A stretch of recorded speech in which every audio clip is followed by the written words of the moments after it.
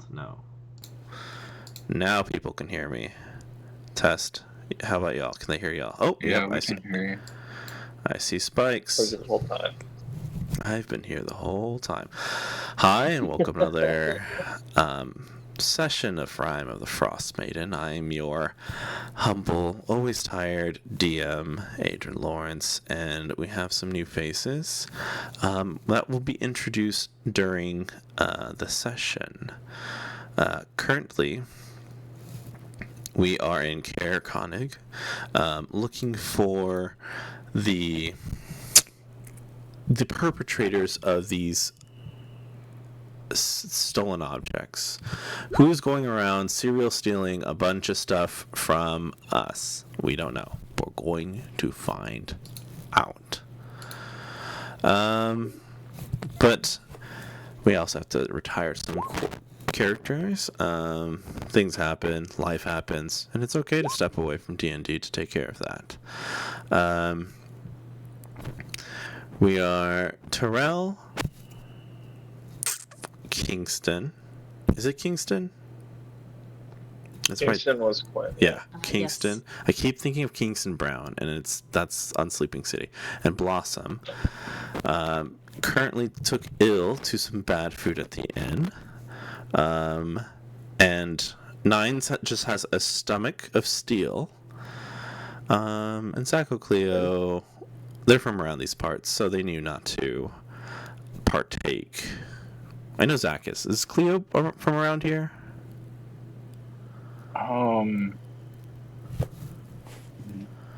Relatively so. nearby. Relatively. Yeah. Alright, no worries. So,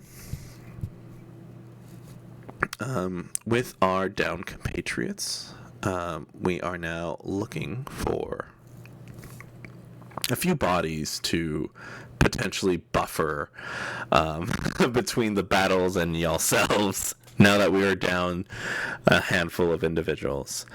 You look across, and a handful of individuals are there, mostly fishers, but you do see some peculiar folks that seem to, well, at least one of them definitely sticks out as like a sore red thumb. Cinna, go ahead and introduce your character.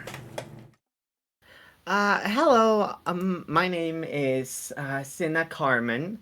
I am a human wizard. I am currently just with my giant oversized red hood on, wearing my black boots, with my black dress and black corset, brown belt that seems to have a bunch of like components and pouches of different sorts, carrying this massive book with me, and this staff right next to me, to which I have tied a sort of hooded lantern of sorts, it seems. My hood itself is part of a gigantic cloak that seems to be my main source of warmth, to which I have clipped an emblem of some kind of bronze-ish gold metal of some kind that seems to bear the appearance of of almost like a curled up salamander that's burning up at its back. And I'm just kind of sitting there and just kind of looking around with my green eyes. Yeah. I appear to be pretty young, about 16 years old. And with black hair with red streaks. Awesome. And Steel, I forget, did you all come together or separate? How did you want to play this? We will probably be separate at this point. Yeah, I think so. All right. Yeah. Make a flashy entrance. Tell me, or actually, I don't know if your character is flashy or not. How would your character come into this lonesome inn? So there's a bang on the door as it flies open, letting in the cold air from and brutal 10 towns wind.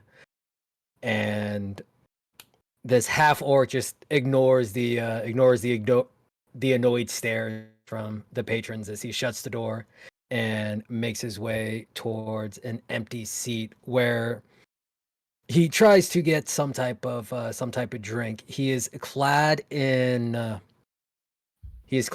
mail, while carrying a glaive at his side, occasionally seeming to use it as a bit of a walking stick. Though only when being particularly lazy. And on the blade of the glaive, etched into it, you see the holy symbol for Kelemvor, as well as Kelemvor's symbol on the shield on his back.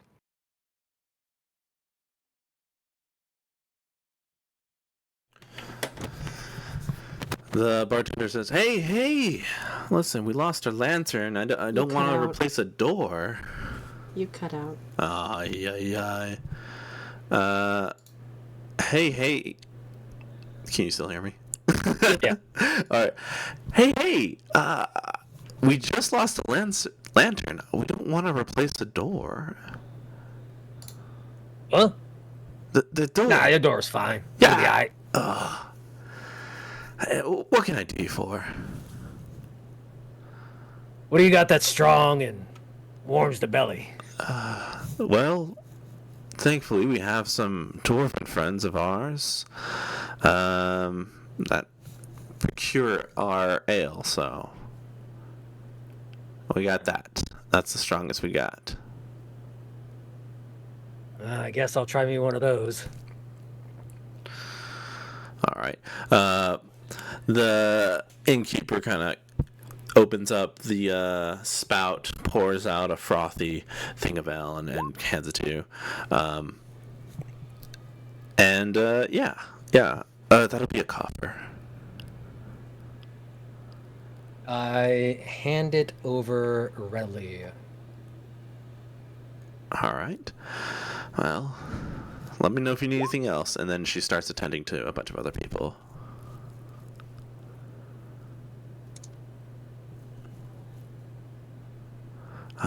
What is everybody doing as we have these characters? Can I raise my hand toward the bartender and try and grab his attention? Yeah, she comes by. Yes, young lady, what can I do for you? Yes, hi. I take down my hood, and I go. Yes, hi. Sorry, it's just been a while that I've been walking and traveling. I was just wondering if you guys had any milk and cookies. Sorry. We only have ale, some dirty water, and the porridge of the day, which is porridge. That's what we got today. Oh. More of the Well, southern towns might have what you're looking for. Sorry. Southern towns. Yes. We're here just bare bones trying to survive. Oh, I see. Well, in that case, does the porridge at least have any honey to it? Oh, we haven't had a shipment of honey in a long time. This is the closest thing to sweet I have is salt, and to be honest, that's literally the opposite. I'm so sorry, Sugar. That's okay then. I'll just take some porridge then. How much is it? It's yeah, young lady. Where's your family? Your Are you out? You look chipper. Are you from around here? Oh, well, I'm not quite exactly from around here, but yeah, you don't need to worry. My uncle is an archmage of sorts, and he taught me how to do all sorts of crazy spells and things. I used to be absolute garbage before he taught me, but now I'm all like, "Achoo! Achoo! Achoo!" As you make You know? these sound effects and like probably hand motions as well, the the way you speak is the opposite of how everyone feels, and it's not because it's you. It's like the cold has bitten at these people's souls and slowly has broken them down to a point where it's just they're here to survive. The amusement is comes and goes, and to see somebody that is like always on in that sense is just a foreign concept to them. Yeah, I bet this is fucking jarring. Yes, exactly. That is exactly what's going on. Yeah, no, I'm pretty oblivious to this. Yes, I'm okay. just like, well, I guess I'll just take the porridge then. How much is it? Just a single copper. Let me look around for something, and then Okay, I'll start digging through my coin pouch, and take the copper, give it to gotcha. her. And you see the the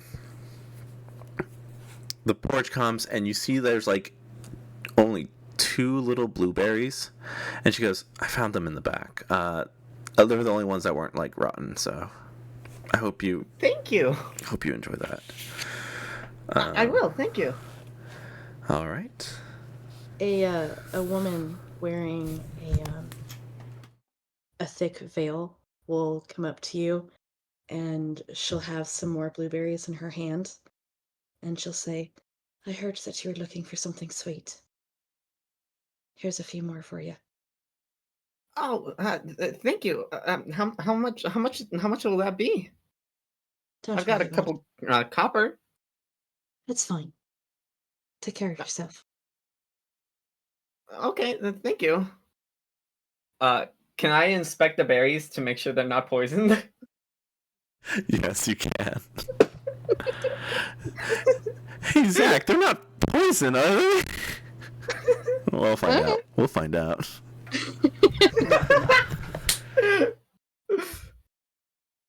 Should I do like a nature check or something? They're not the prettiest. You can use nature. Yeah. You can use nature or survival, one of the two. Whatever you got. Oh wait, no. Highest Should I on. do nature or survival actually? Whatever's higher, unless it's the same. Then it doesn't matter. Just Actually, roll. that's a good question. Let me check. Nature is 4. Survival is 0. Yeah, then do the other one. Do the nature. Okay. Alright, poggers. Wait, I did that in the other one. Oh, hang on. Sorry. No, you're good. You're good. Should I use that roll or should I roll in here? You can just tell me the roll. I'm using Okay. real dice. I got a 12. 12? Okay. With the Yeah. 12, you can kind of tell that cursory glance, they don't look dangerous. They look similar to a little bit more pristine probably than the blueberries that the innkeeper gave you. All right, I'll dig in very All right. carefully. I'll say thank you. My name is Sina Carmen.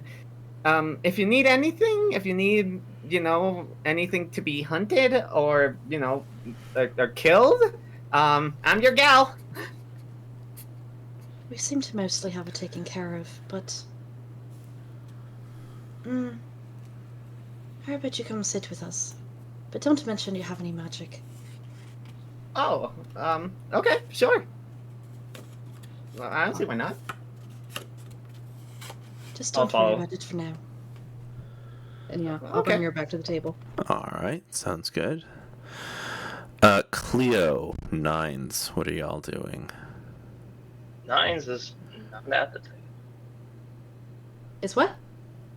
I don't think he's at the table. 'Cause I think he's probably noticed the half orc who Oh, just okay. bowled in the bar.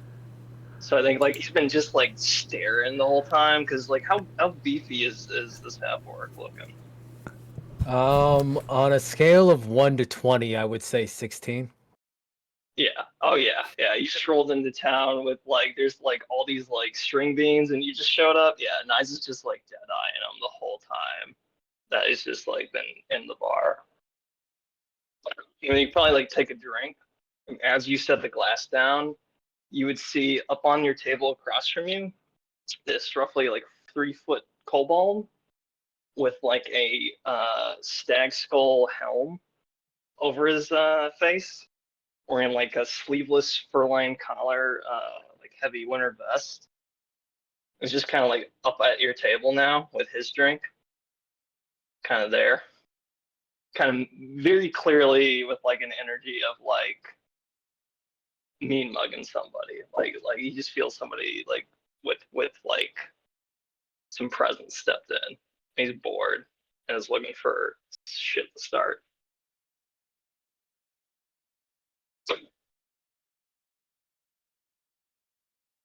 Uh, mm. Aren't you the cute little one? What can I do for you?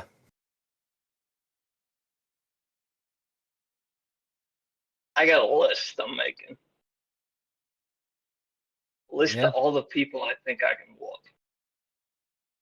And he walks over and he just kind of pokes you there right in the chest and he goes, I think I can whoop you. What's your name?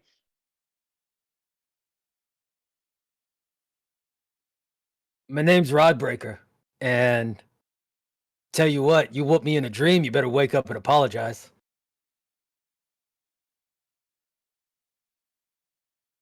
That sounds like it. You don't think I can whoop you, Rod Breaker?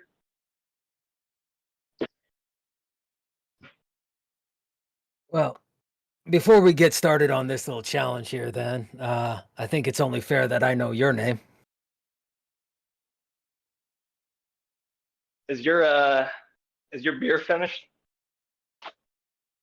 Rod's gonna take his tankard, down the rest of it in one long gulp, set it upside down on the table.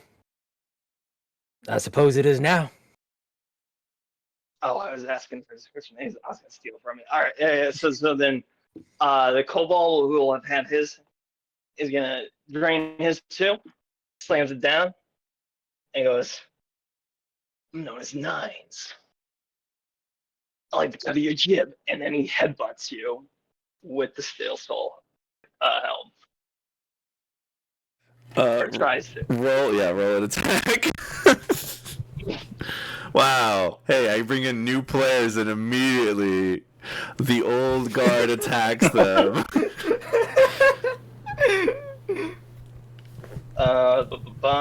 He said improvise with proficiency. So I think that's 2.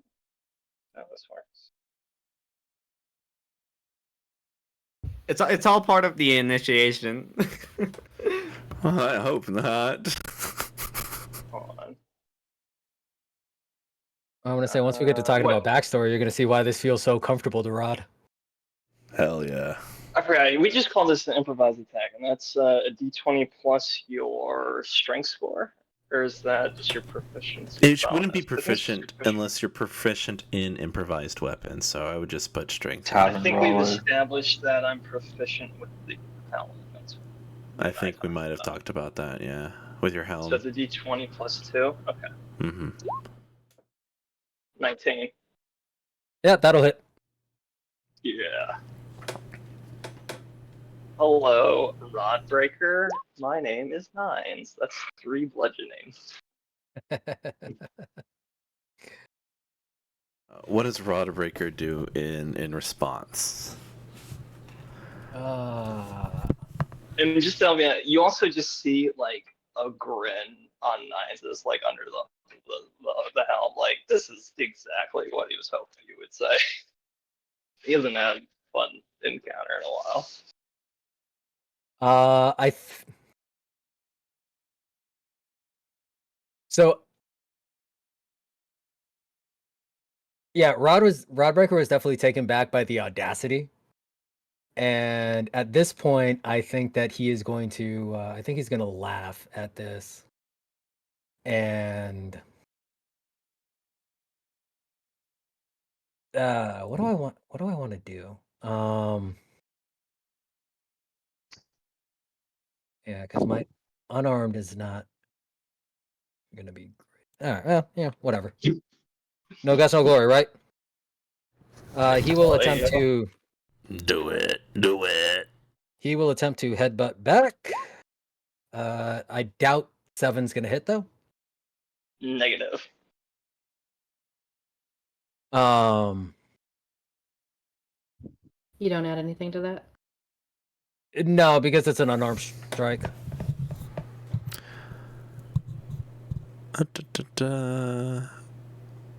And even if I did get to add anything, I doubt a 10 would hit either.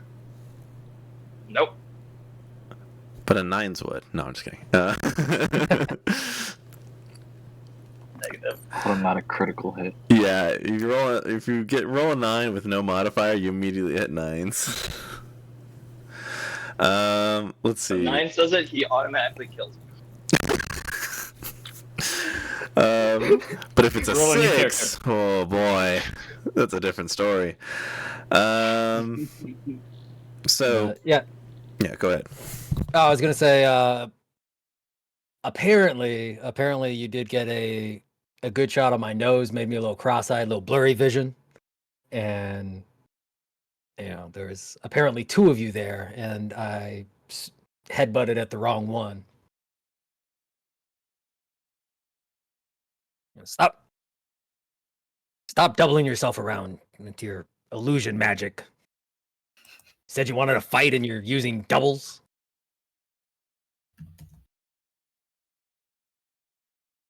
My turn, Adrian. I got something to say.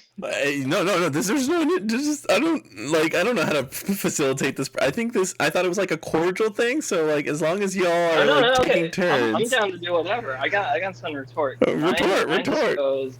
Yeah, 9 just goes. He's like, if I was a spell squawker, you'd hear it. And then he goes and he's fucking on the table, like jumps up and tries to drop kick him in the face. You're still going.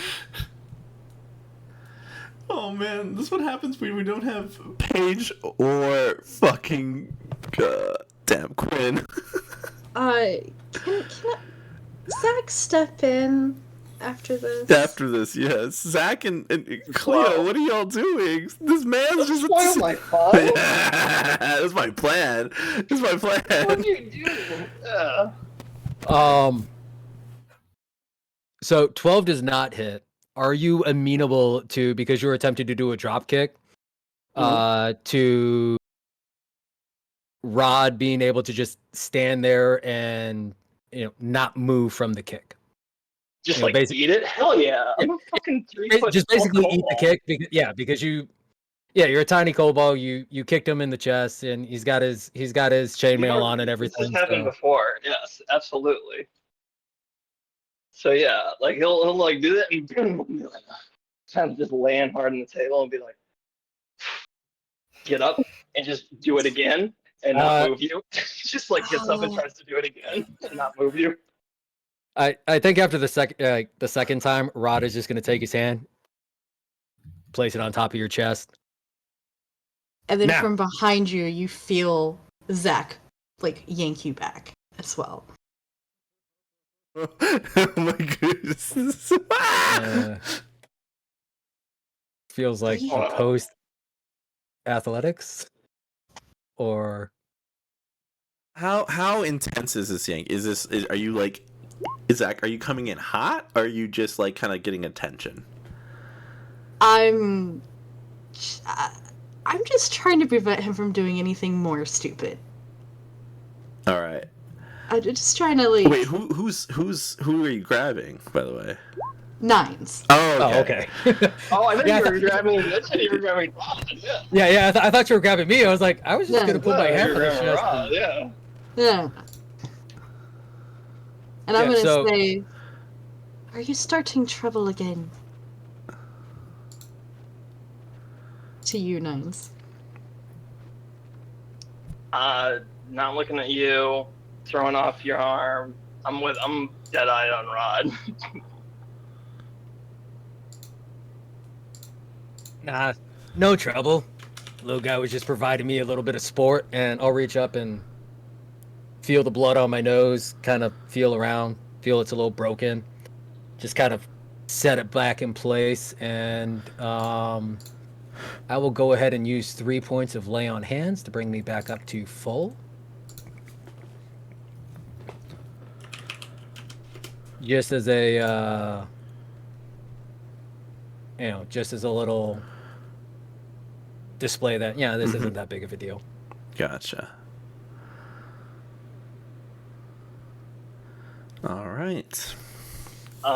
You got a bit from Nines, just like he's clearly in like a bit of a battle lust, and he's kind of looking at you like is that it? But like at the same time, really kind of jazzed that like if it went this tempo. Might I I like buy you, an little ale? guy. What was that, Zach? Sorry. Like you too. Might I buy you an ale? No. I Not wanna buy you! you. And I shake you, Nines, and I look back at Rod. I'm buying a ale. I'm buying Rod Breaker here, my new friend. All the ale you can drink is I can drink more than you. It appears you've made a friend. Nines Not makes many friends. If they're smart. He kind of says, he says the last one more over his shoulder, just in general to Zach and Cleo. Yeah, Cleo kind of just appears from the bathroom, kind of like confused about what's going on. Like, what did I miss? You left him alone and he Hmm. stood here to fight. I made a friend. This is how some people talk. Diplomacy happens a lot of different ways. Where's the ale? Hey, over here. Another one. Now for everybody. And Nines just kind of like throws the gold on the table because I think he bought the place last time with the gold, so he just assumes this place will be the same. Yeah, it'll be the same. No one has that kind of money. These guys are the fisher, and they just come here to just drink to forget work and then drink. It's a sad, sad life in 10 towns, especially with this winter. But look at you, adventurers coming in with hordes of gold. At least you bought out the place last time, okay? That's all I'm saying. We I always can't breathe change. adventurers always coming into towns and destroying the local economy. You know it. You know it. Here's just much like gold and gems and stuff. Can you break change? Like, I've never seen silver in my lifetime. Truly, truly. All right. You guys get to drinking. This, I think, for our newer players, what would you like to know about the world so far that I think, at least, I do believe I've given information to the rest of the group? What would help you figure out your place in here and why it's so gloomy? What's the task at hand? Et cetera, et cetera. So, okay, so probably my mother went missing a long time ago, and she was pronounced dead. So I'm basically just kind of like trying to find out what exactly did that to her. Which I imagine is probably somewhere around here. Oh, there's many things that could have done that, unfortunately, because this place really is a survival of the fittest. So if, your mother was out here hunting, potentially it was a game too big or a game too many. So potentially there might be rumors here and there. Do I know how long it's been like this? Is this just like the climate that this place is like kind of like Antarctica? No, this is out of the. This is beyond cold that it's used to. This is our Antarctica with antifreeze. No, I'm just kidding. It's Antarctica Oh God. with the AC blasting, and it's just the people here have turned to sacrifice, some of food, some of warmth, and some of people.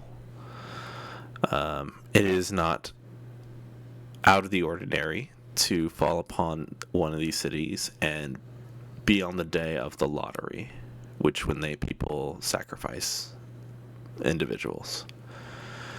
I see. How much danger have I come across between arriving here from, say, Where is that dang it, I map? forgot what place I was. It's like an island off somewhere that I came from. But arriving from there to then arriving here for the first time and then getting to this specific tavern, how much danger have I got since getting into Icewind Dale? It was pretty tamed. Your local bandits, your goblin kobolds,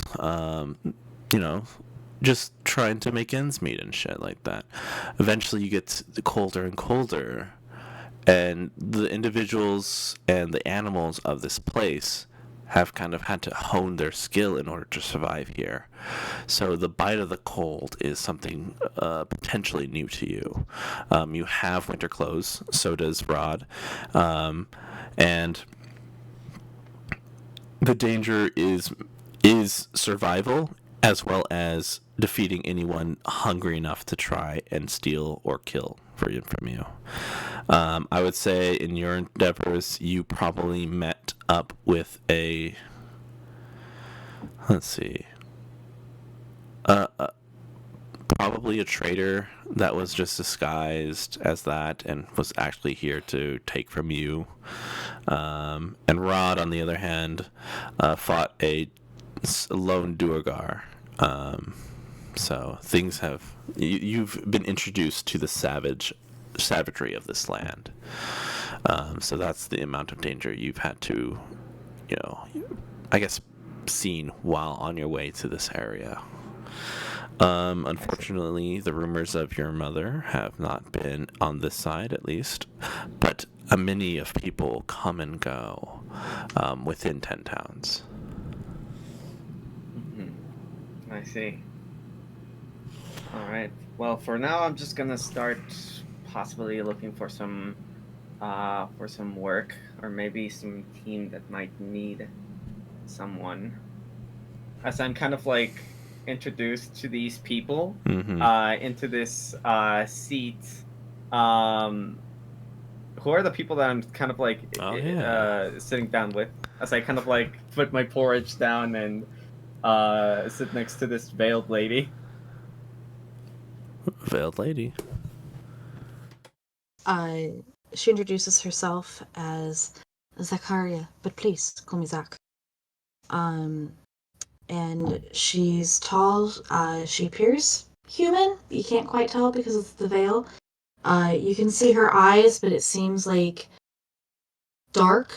And then it's almost like she has like makeup has like rubbed off. You're not quite sure because again, you can't see through the veil. She's dark, thin.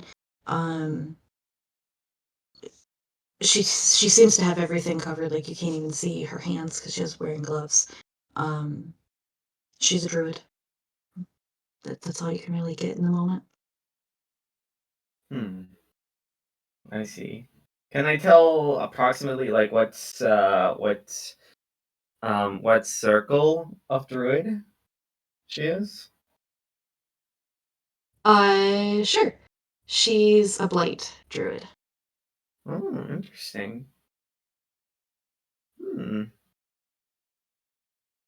I kind of think to myself, I've read about these sorts. Interesting. Is anyone else at the table at the moment? Because I assume the Yeah. kobold is still like fighting at right now. Oh, I kind of I don't know. assumed If that. table manners again, keep it together. I feel like Zach's pulled us there almost. Oh, Yeah, okay. I was gonna say I assumed that we all just wandered over that direction. Eventually, yeah, I like that. Yeah. They're like, no, they're over here. They keep bringing the drinks over there. I'm over here. Let's just go over there.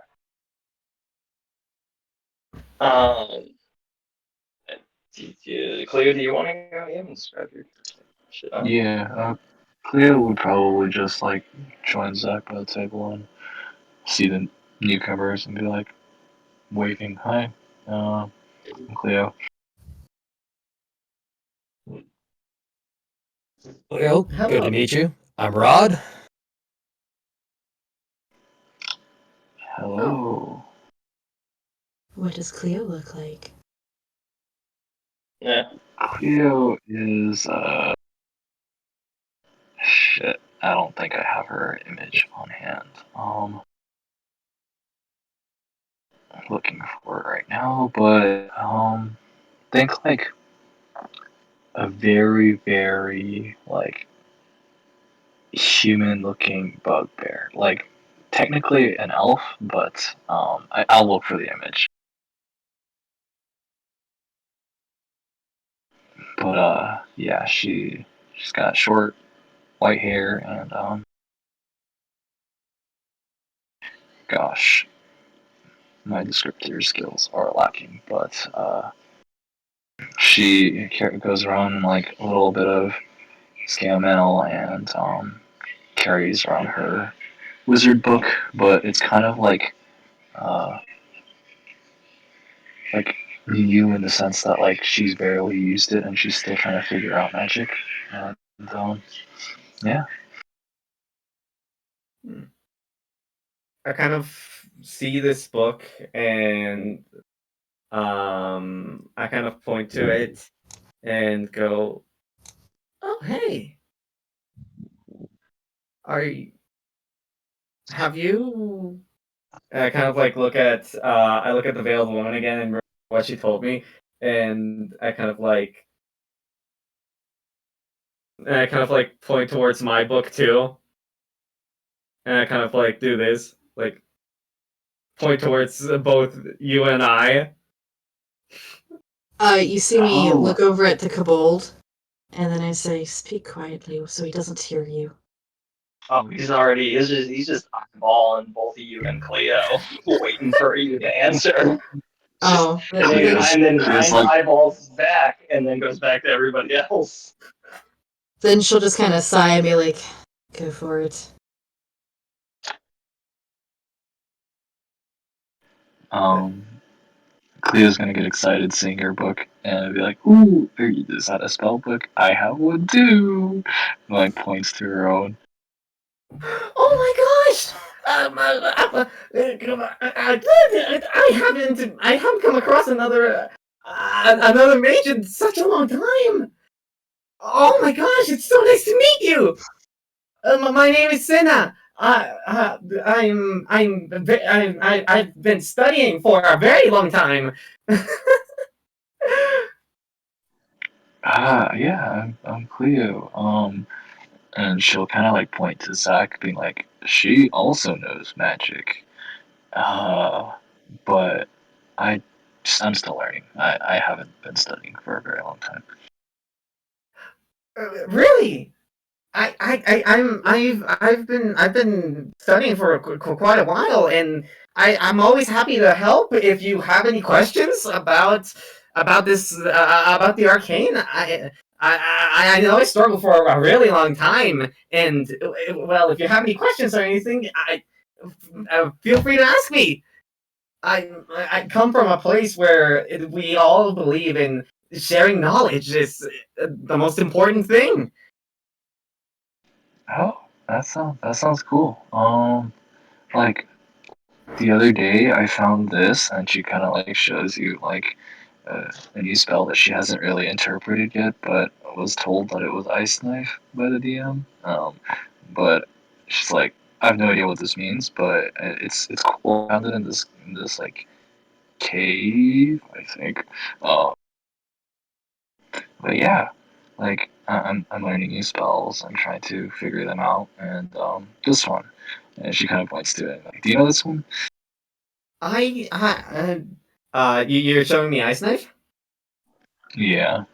I look at it and I go, I I don't think so. No, I don't know the spell. But I do know quite a few, and I'm capable of learning spells considerably faster than a lot of other wizards. My personal record has been what took even my uncle 2 hours to learn, 2 minutes. It's I've been told by him he's very proud of me. Dang, that's impressive. Yeah, I've had this for a couple of days and I still haven't figured it out. But if you want to take a look at it, you can. She'll like, Yeah, we can figure it out together. oh, that sounds like fun. Yes. I like this Oh, small this eager is child, great. and Rod gives Senna a slap on the back. And who might you be? I'm Rodbreaker. I'm a paladin of Kellenvor. My order sent me up here because they heard rumors of something going on, and they needed someone to go check it out. And I'm still trying to pay off my initiation, so I drew the short straw. What are you Um, hoping to find out? They And what weren't about very clear on a Colin? lot of the details. It was just things are weird in the 10 towns. Go check it out, see what you can see. Yeah, that sounds like my DM style. is That's exactly how I walk in.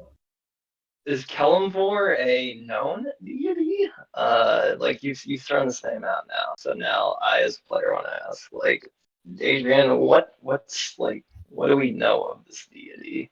Yeah, I was gonna ask that too. Oh Who's no. Kellenvor? What is like He sounds their like a cool deal, guy, I bro? think. I hope. Hold on. You, That's for Nines to determine. Who is Kellenvor? you don't know about the god of death? Well, I know about my own people, like above the table. Yes, Kellenvor is a very powerful god, the god of death, and Yeah. definitely holds a vengeance, or at least some of his paladins do. Um, Learned that one the hard Against way. they hold vengeance against what people who die. Is that what this whole thing's about? No. It's what my master said was that death is a natural thing, and that some things sometimes try to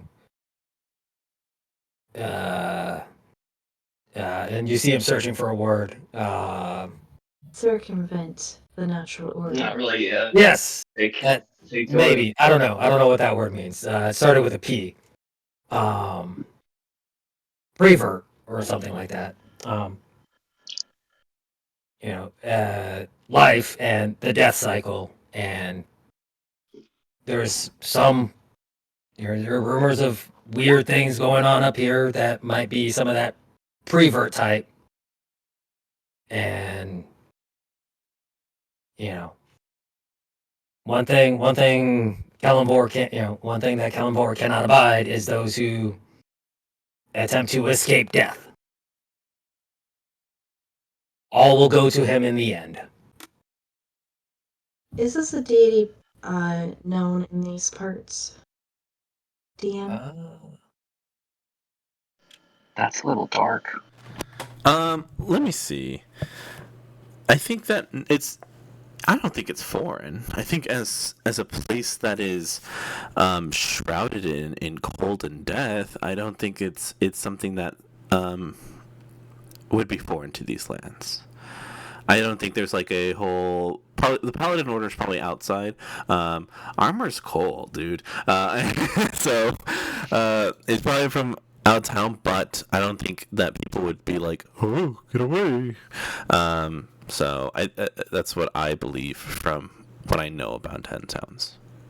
Maybe something that I've heard before, Oh, but don't have a lot of yeah, connection yeah. with. We'll say like there's probably somebody or like a handful of people in each town that might be interested, as especially as death being a potentially prominent thing, and especially now that a lottery system is in place. So I don't think that it'd be yeah too foreign, and it might be gaining traction. I don't know. We'll see. While you're kind of all discussing this, you see my face just kind of like visibly grow a little bit less chipper, and I kind of like hang my head a little bit low as as my face just kind of like, you can see I'm starting to think about some things. Child, is this the place for you? Should you go back to your family? No, it very much is. It's I can handle myself. It's just I'm taking over where my mom left off. Are I you ready promise I for can that? handle myself. It's all right to not be ready for it.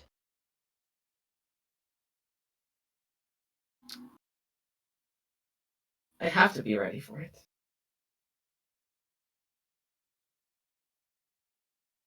And besides, if I wasn't, then I'll have a little bit of an awkward conversation with my uncle. But I'm sure I can handle it. Don't worry about me.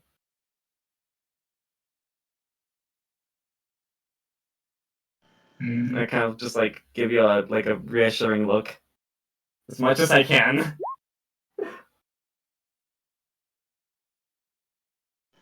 Cleo will kind of wave her spellbook in front of your face and be like, "Oh, do you want to try to figure this out?" Kind of like her intentions being to distract you from, you know, said conversation.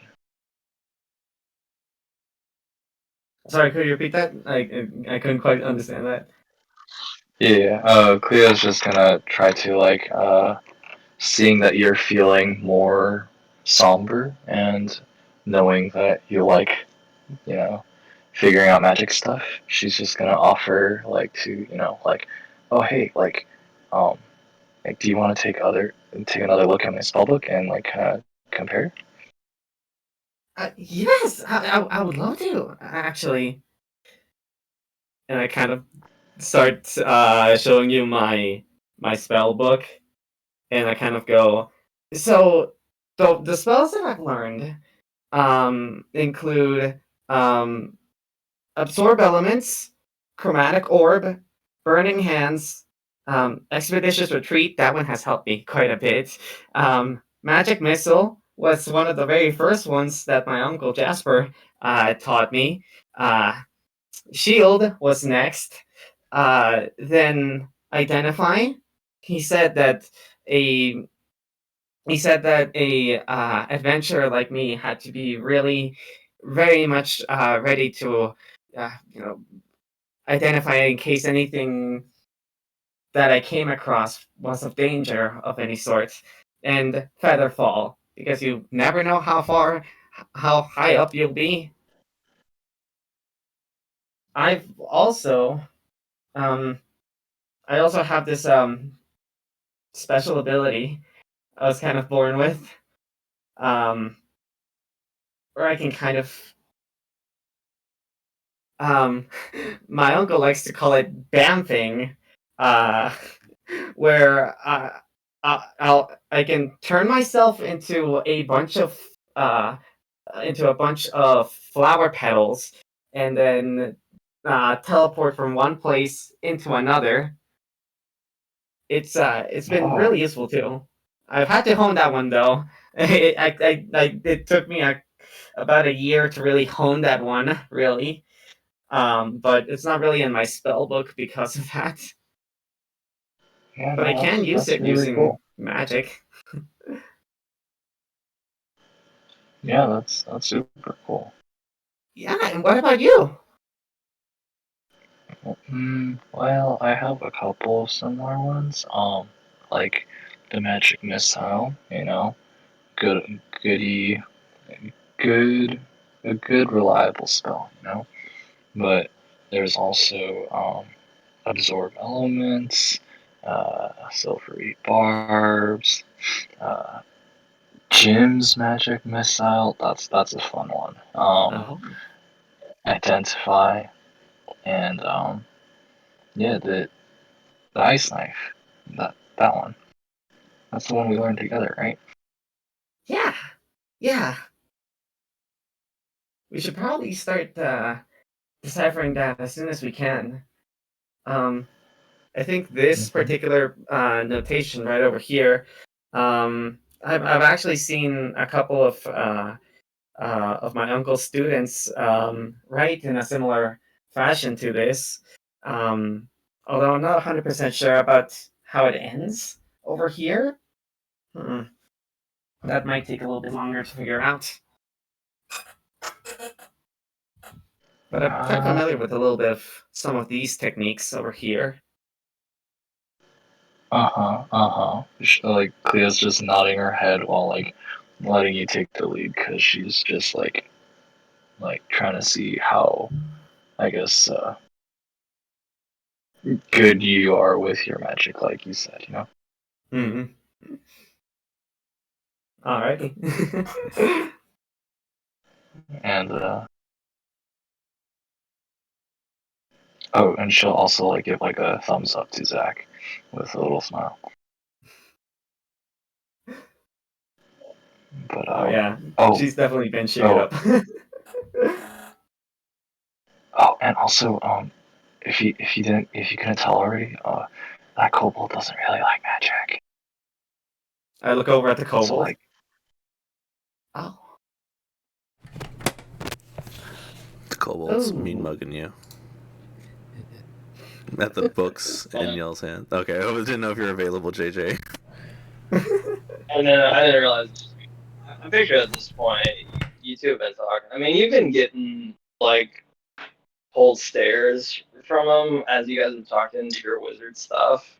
But I feel like he's probably growing out with Rodbreaker a little bit, just like trying to drink him under the table. Zach is the oddball between these two pairs and just watching back and forth the nerds and the meatheads. I, as a player, am amazed that you're the oddball. I just want to take a moment and call that Look, out. just because I don't know how to read doesn't mean that I'm a meathead.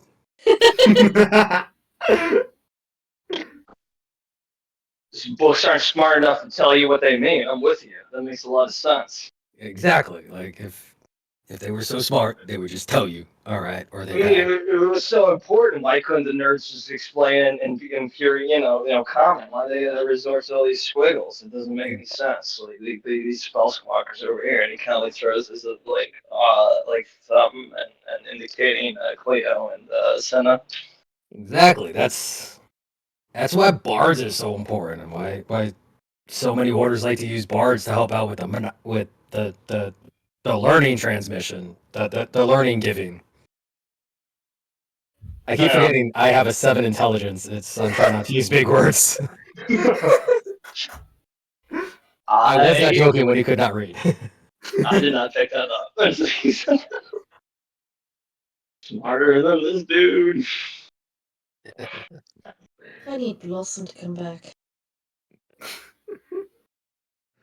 It's gonna be hard to find blossoms in this weather. You just hear from a room somewhere So else. tell me about this your order in Killamore. You use the words, big words like master and stuff. I just say kind of like he's up and they're on the counter to be at like your eye level the whole time because he's 3 foot fucking tall and like he kind of slaps like your shoulder. So he's like, wait, you, or is like you run around masters and all this stuff. That makes sense. Yeah. I'm not nice as the master's own units. That's why I got the list. It's a good list. Is that why you're out here trying to find stuff to add to the list? Nine's why Nine's is out here is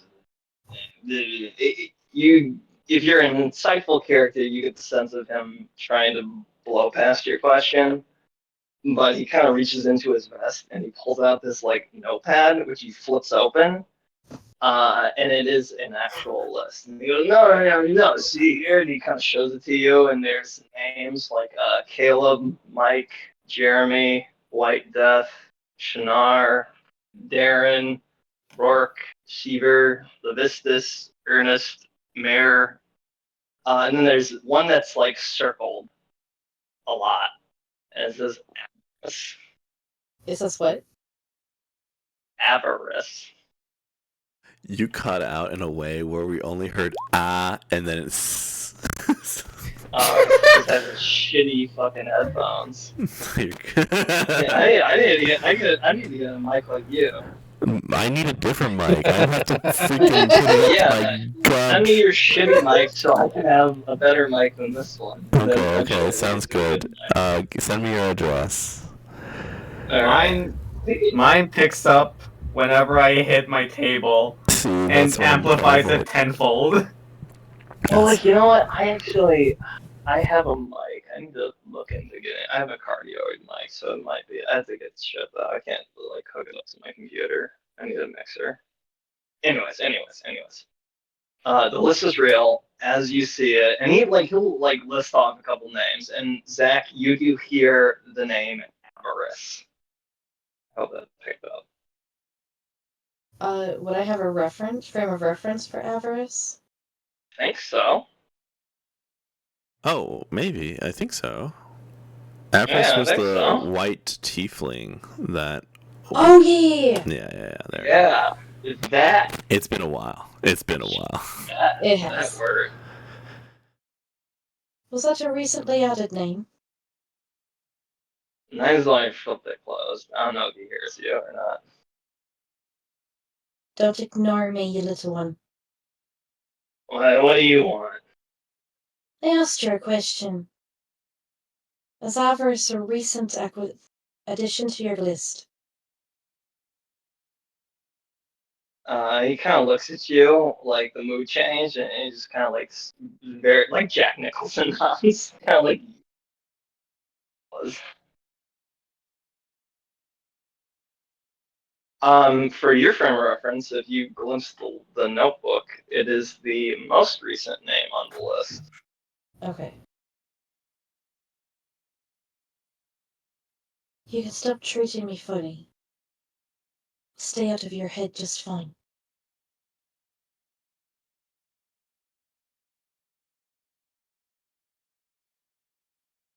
He takes a drink and doesn't really respond.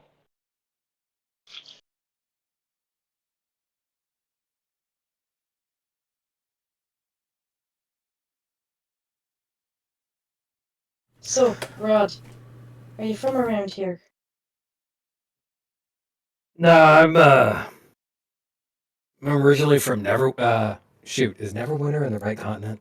I don't know. You got here. Right, a wizard did something. Magic. Yeah. Yeah. No, I'm from over in Neverwinter. So, as you can imagine, this is quite a bit of a change of Scenery. season. Yeah. But yeah, no, our temple, our main temple is out in Neverwinter, and it's a bit of a hike, but I think the land is cursed. and why would you say that? I have a connection with the land. Mm. And does this connection tell you how to break the curse? Unfortunately not. Can it at least point you to where the curse is? You see her head, like, lean, like, she looks up. You can't really see, but you can, like, imagine that she's thinking for a moment. Mm, no, it's not like that. No. The best lead I've got, so, I guess we can wander around together and figure out this curse thing.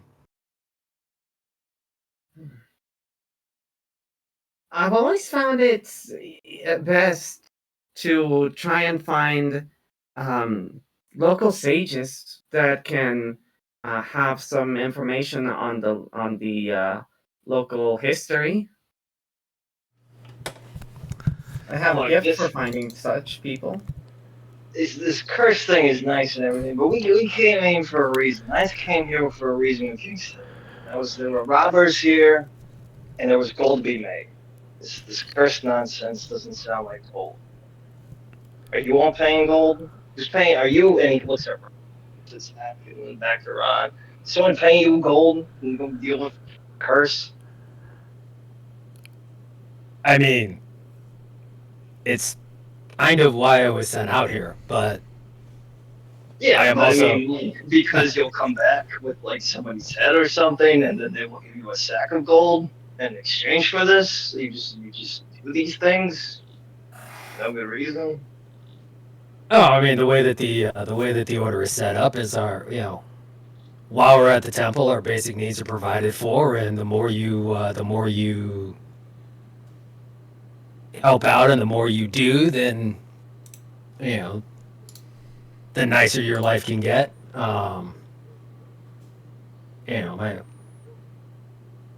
But I'm also not opposed to helping deal with this robber situation. So what's going on? What's going on with that then too? Since that, not trying to metagame, but also knowing that we are jumping in the middle. Are we at the inn that had the light stolen? I said so, but it was actually so you guys are currently at the hook, line, and sinker. Okay. The inn that got its thing stolen is the Northern Light, and that is Shrimp Time right here. All right. No. Yeah. So if we're not there, Rod would not know about that. He might know, but it's kind of a toss-up. It would be a toss-up then. Mm-hmm. But do you have any idea where these robbers are or who they might be? Yeah. They're Yeah? gonna come and steal the magic snowball, and Nines holds it up for everyone to see again, and so make sure is that like Nines is so to clue you in as player, and basically I think Adrian, you can help me out here. I think we learned that there's like apparently somebody who's like pickpocketing people or something. So Nines has been trying to play up himself as a mark during the time he's been in town. So he has already established that he has the magic snowball, and he's again brandishing, and it's a snowball. He like pulls out of his like fur-lined sleeveless vest this snowball that probably like sparkles and twinkles. It looks like very Disney-esque, I imagine. Yeah. That's good. I was like, I saw a groovy nod from the DM. Yeah. It sparkles. It's kind of something else. It's not like it. But It should be melting. It should be melting in the hand. It's not melting. It is magical. It's just not like, in my opinion, and then the best thing. But it seems like shiny / magical things have been being stolen in this area. then Nines realizes, quote with quotations, that he shouldn't be showing the magic snowball, and like puts it away. But like very and like I want to make sure everybody around me sees how valuable it looks and shiny it looks, and then puts it away. Um, but yeah, Yeah, Rod 100% believes you. Actually, no, that's a wisdom thing, not intelligence.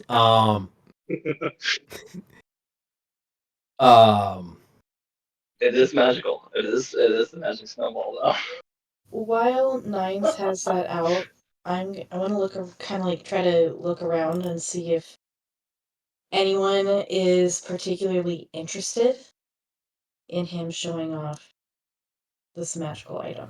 Now I shouldn't be showing Perception or live. insight?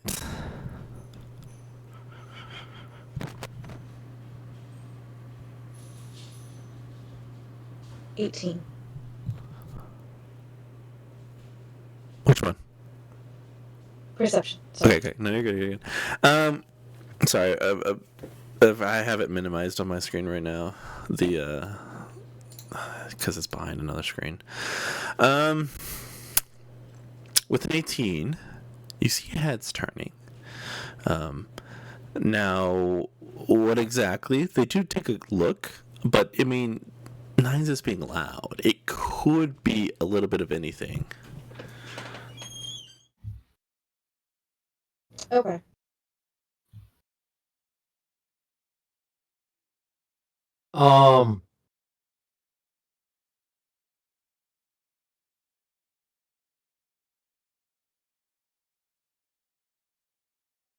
Sorry. Sorry. No, you're good. No, I had somebody come in to my room, so Yeah. I had to shut up for a second. So,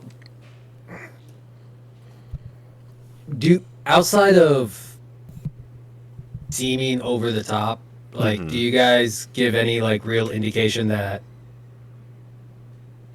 this is kind of a prank or a? Oh no, because I'm also watching you too. And Okay. unless Nines say something. All right.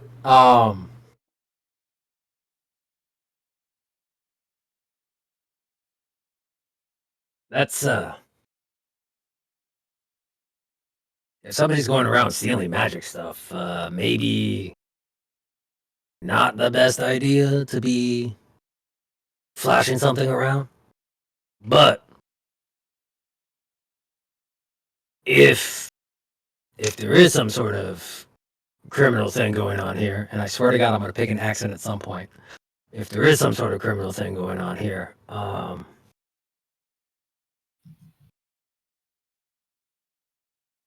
I think I might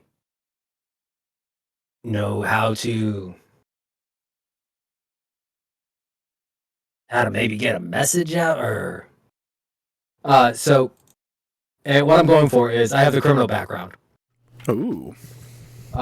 Which gives me the criminal contact feature, Ooh. which means I have a reliable and trustworthy contact who can act as my liaison to a network of other criminals. Mm-hmm. You know how to get messages to and from your contact, even over great distances. Specifically, you know the local messengers, corrupt caravan masters, and seedy sailors who can deliver messages for you. So while I'm not necessarily trying to get a message to my contact, I am trying to identify a messenger so that I can kind of flex that network a little bit. Yeah. And I know it's not exactly rules as intended or feed as intended. This sounds cool. Why would I not use this? You don't know Adrian clearly as you say those words. This must be your second game with me. But yeah.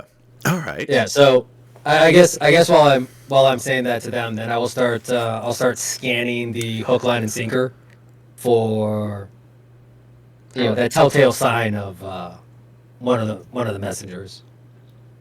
In one of the kind of alcoves of this inn, you see a man kind of like jovially talking amongst his peers, but every so often you see his eyes like just like clockwork, just tag every single person in the room, and then just like go back to his conversation. And this kind of happens like every like 2 to 5 minutes. And you kind of like have this like this person's watching their back, they're making sure everything's fine, everything's the same. I'm counting the people, I'm making sure there's nobody random. Like this person is playing up that I'm just a jovial guy, but his eyes are saying another story. All right. And does he look like a merchant or labor? Like, what is he? He looks like a laborer. He looks like the rest of these individuals that are just like kind of fishmongers, just kind of making a living fishing off these frozen coasts. All right. Y'all give me just a second. And Rod's gonna stand up, make his way over toward that group, and he's gonna kind of sway. He's gonna kind of sway and saunter a little bit as he takes another long drink from his ale. And when he gets over to the jovial man, he's just gonna put a large hand on his shoulder. Immediately back, you just feel like a tenseness just come over this person. Hey, friend. My compatriots and I, we were having a discussion on really the best way to fish in a frozen area, and you definitely seem like the type who has the best answers. After all, nobody can be in an area as sad as this. Only the good fisherman is the happy man. So, you mind coming over so that we can talk about some fishing techniques? At first he was worried, and then you kind of like slipping this in, and it's like, okay, all right, sure. You feel his back kind of like loosen up a bit, and he's like, yeah, man. Excuse me, fellas. Gotta teach these new guys, and then walks with you. All right. Yeah. So I'll just guide him back over to the group, and as soon as we get there. So we're not gonna cause a scene, but immediate sweat just down the side of the face. But this guy knows how to get messages to people that, don't use the regular postal service, if you catch my drift. So maybe he might be good enough to help answer some questions on what he might know about some of the disappearances, or ensuring that nothing gets out about this magic snowball that you have, Nines. Well, wasn't exactly my line of thinking, but you see little sparkles out of this, and I was like, you know what? I like the way you think. Hey, buddy, what's your name? They call me. Well, right now they call me Pete, but that's not. You feel like I feel like I don't. I kind of want to say something, but I'm afraid to say something. Like I don't know. Are we good? Am I gonna get any kind of like finger across the like killed? Not like Are we good? I mean, that's up to you. Oh yeah. And you see him just kind of look at like seeing if he is going to correct him with the name Pete, because he's got the notebook and he pulled the notepad out and kind of looks at the pencil and like, is that the name you're writing? You can write that one down. I'm not really attached to that one, but yeah, you can write that one down. Pete, I need to know what your name called, because I need to know your name. Hey man, Because I'm making a list, and he taps it again. And he's like, the list I'm making is all the people I can quote. Oh, you can definitely beat me up, and you can write down Pete.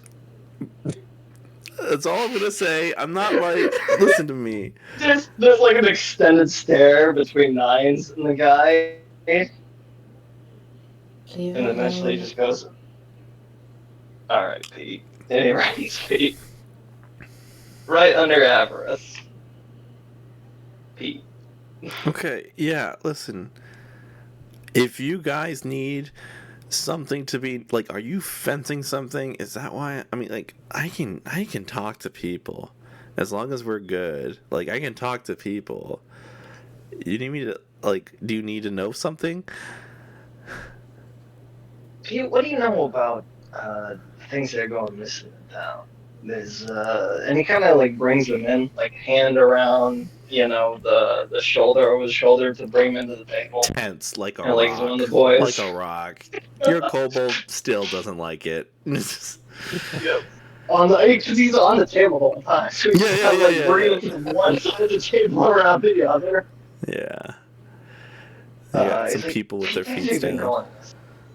Okay. We just worried about the things that have been going. Let's Listen, see. that's the Here. thing. I'm looking for that lantern. It was a nice piece of art. But here's the thing. We, as like the interim community, aren't stealing it. Otherwise, it'd be on the mark. He kind of like eyeballs the innkeeper as the innkeeper kind of walks and just shuts up for a second and goes and waits till the innkeeper's out of earshot again. We're interested in it, but mainly for the fact that it's a morale thing for these people. Like, we ain't trying to lower morale because you get bad fishing, you get tense waters. It's not good for the fish. So we know that it's beyond our network, our current network. So it's some sort of, and excuse my language, out of towners, like someone that's not hasn't been here within the confines of our establishment. Past care Koenig, past care Dinaval, like, it does not matter. It just hasn't come up. So either it's the goblins, and I've heard stories, and they just might be stories. But I have seen their clothes start to come appear around these Duergars. Yeah, I ran into one on my way into town. They are real. That's not good for business. I mean, stealing's nice and all, but like, those guys steal for keeps. Lives, money, they don't care if they mess you up. Do these Interesting. Yes. No, you go ahead, Sil. do these rumors say where they might be hanging out at? From what I heard, we had a group go out to the north, way beyond the usual points. Didn't return. Now, the thing is, like, that could be anything. The cold getting them, monsters getting them, the Duergar getting them getting each other. Like, it could be anything. So, like, that's what I've heard. Just like, people go look, but nothing. So, like, that's the skinny. Now, I usually charge for my services, but because you guys have not beaten me up, I think that we are good. Do you need any more information? If so, that, though, will cost you some money. Sorry, I couldn't keep that. Before we, I Uh, go Zach? ahead. I just wanted to ask. I'm assuming that I or my people have run into the Duergar. It has only been a recent development. Okay. And is there anything that I would know about where we saw them or where they tend to be holding up? There's been whispers of them taking hold up in a Is it those mountains on the south side? Yes, but this seems Okay. that seems like its own beast. Like, those mountains versus what's happening here seems to be like, chump change. So it's probably somewhere between the mountains and here, if it's happening at such a regular occurrence. And we're on the north side or the south side of the North- 10 towns? Northeast side of 10 towns. I think I have. Let me go back to general. Oh, I don't have it in this one. Maybe it's here. Nope. Oh, right here. Nice one, Dill. Interactive map. I'll bump this. I'll pin this too. All right, go to IWD lore. Oh, that's right. It was Yeah.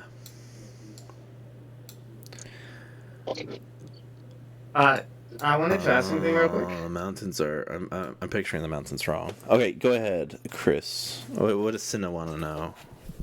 Yeah, I wanted to see if I could use my cuteness to try and gain his trust a little bit further to kind of like gain a discount. All right, how are you gonna do this? Tell me what you do. Okay, so I wanna try and kind of get his attention from across the table, and just kind of go, Mister, I'm sorry, but I'm sure, as you mentioned, we are not the sort of people that want to hurt you at all, and I mean, Wait, you do or you don't? You know, we people who don't. don't We want don't. to hurt me don't say that they don't want to hurt me. Usually that's assumed. You see him start to smile a little. Well, yes. We obviously don't really want to do any of that. We're not that kind of people at all. So, well, I was just wondering if, well, since we're not going to, we don't want to do anything at all. If we could maybe possibly get a discount of some kind. Roll me persuasion. Okay. Just a flat. Okay. Cool. I'm using my big old puppy eyes. Where's persuasion? What the hell? There it is. 17. With 17, it's like, listen. I heard what you wanted. This I'll give you for free. The best cookies in town are in Goodmead. I'm writing that down. I'm fucking writing that down, dude.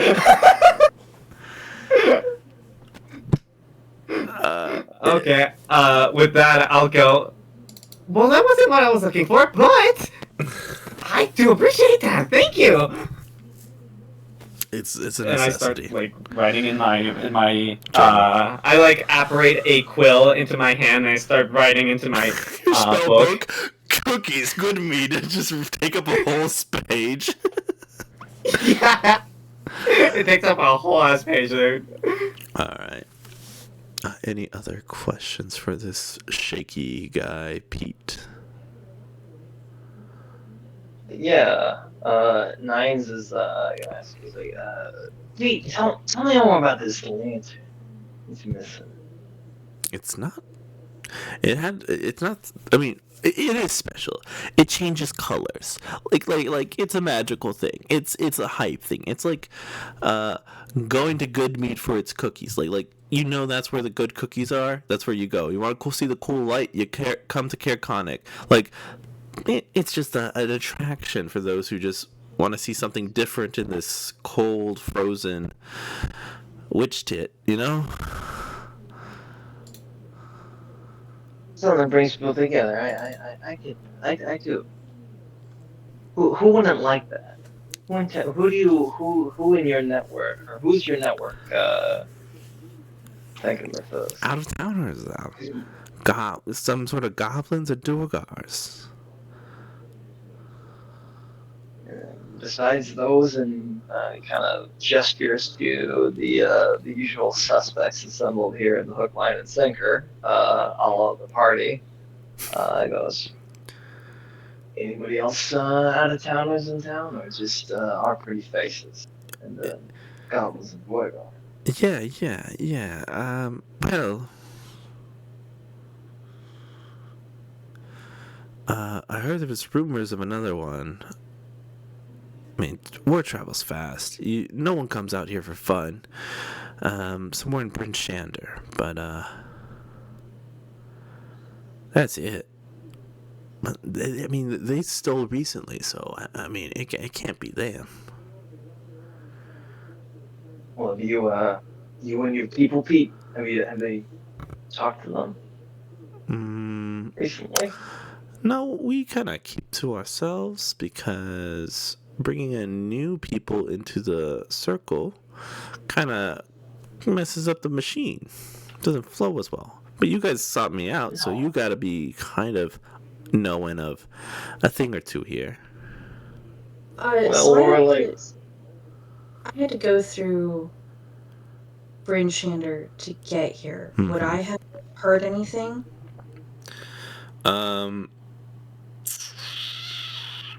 You probably heard about some of the other party members, and that was mainly it. So this person might be not knowing about the rest of the party and just understand it's y'all. So you would have heard about these guys that we have here. Okay. Pete, look, we're like oil. Right? We kind of slip through the machine and slip out. You know, I mean, maybe some people that aren't going to be here very long to come up with anything you got going. Can go talk to these people on behalf of you for a price or an understanding I like a or an plan. arrangement. Here, how about this? You throw me one of them shiny coins, the yeller kind, the kind that teeth look like, and then I'll keep my ear to the ground. His news is old anyway. Pete, let's say this. How about for the price of me scratching your name off my pretty list, you tell me who they are right now, and we'll go talk to them. And your name won't ever come up again now from me. All right. I heard there was one called Kingston and another one called Blossom. I told you, old news.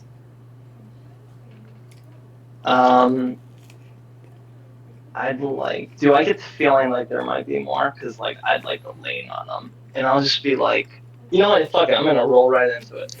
I'm going to be like, kind of give him the lean in, the look, and you guys will kind of see his dark green eye from under the stag skull helm bore into this guy's soul and in that third name. And I'm going to try to intimidate for it.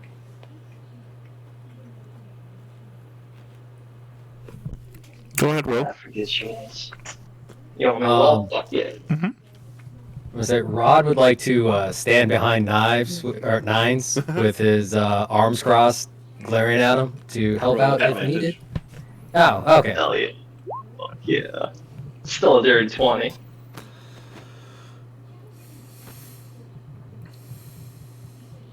Listen, man, I've told you what I knew. Listen, anything pertaining to this thing, I don't know. That's it. That's all I know. But like, there's this like rumor that there's this druid going around messing with animals and just making them angry or something. I'm not making them angry. Oh, I feels like he feels like he just stepped in something and is afraid to speak now and doesn't say another word.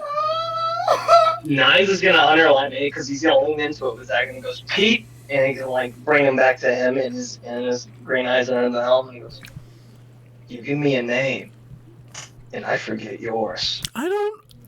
And he taps the table solidly with his gold and he's like, that's our deal. What about Chrysanthemum? What about Cyndi Lauper. Coming over he's like walking across the table, and now he's got him by the collar. He's just bringing him in.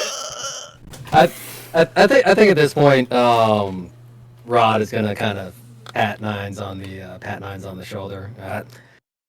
I think you've about squeezed as much out of this rock as you can. And he'll raise his voice a little. So, good fishing to the north is what you're saying. Very good fishing. All right, thank you. You do see Nines kind of like wild eyes towards you between him, but he was already looking at Zach, and he goes kind of to you with like this little, not desperation, but like he's kind of like thinking you're gonna be able to do something. He goes, "Well, Zach, what do you think?" And he kind of gestures with his head towards the guy, indicating he thinks that he wants you to try to read into his head. I can't do anything special with this. Like, you misunderstand what I can do. And he starts to say something and then doesn't. And goes, kind of like backs off from the guy, kind of seeing it not go the way he kind of thought it was going to go. Thanks, Pete.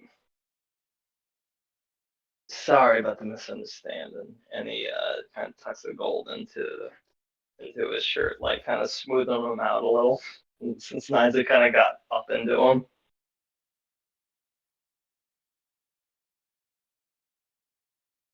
Hey, Pete, Yeah. forget about it. I don't even know what you're talking about, and walks away.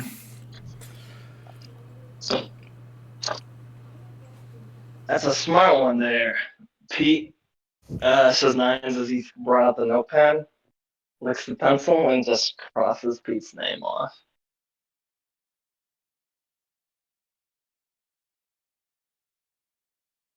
I can't read minds.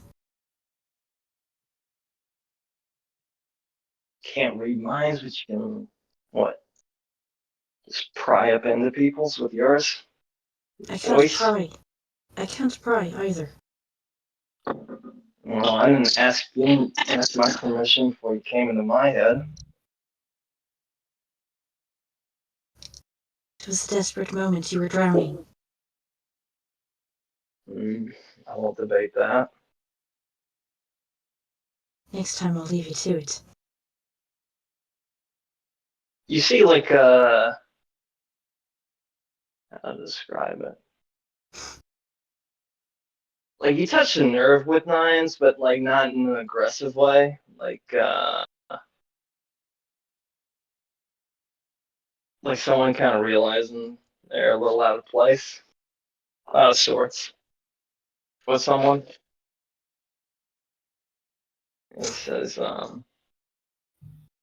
don't know if something like that happens again. You shouldn't do that. You just step somewhere people have been that weren't pleasant and touch the nerve. I understand that. But you've also completely misunderstood what I can do. It's just simply communication in a different form. I can't read anything unless you project it back to me. Just understand the last person that did that. They weren't friendly in the way they did it, or why they did it. And like I said, saw. I will leave it alone with you. I won't do it.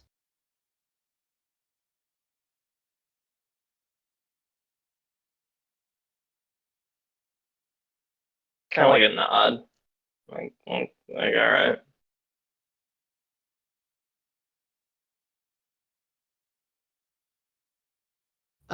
Zach very pointedly joins the mages to find out what they're having, what they're conversating about. To leave this conversation.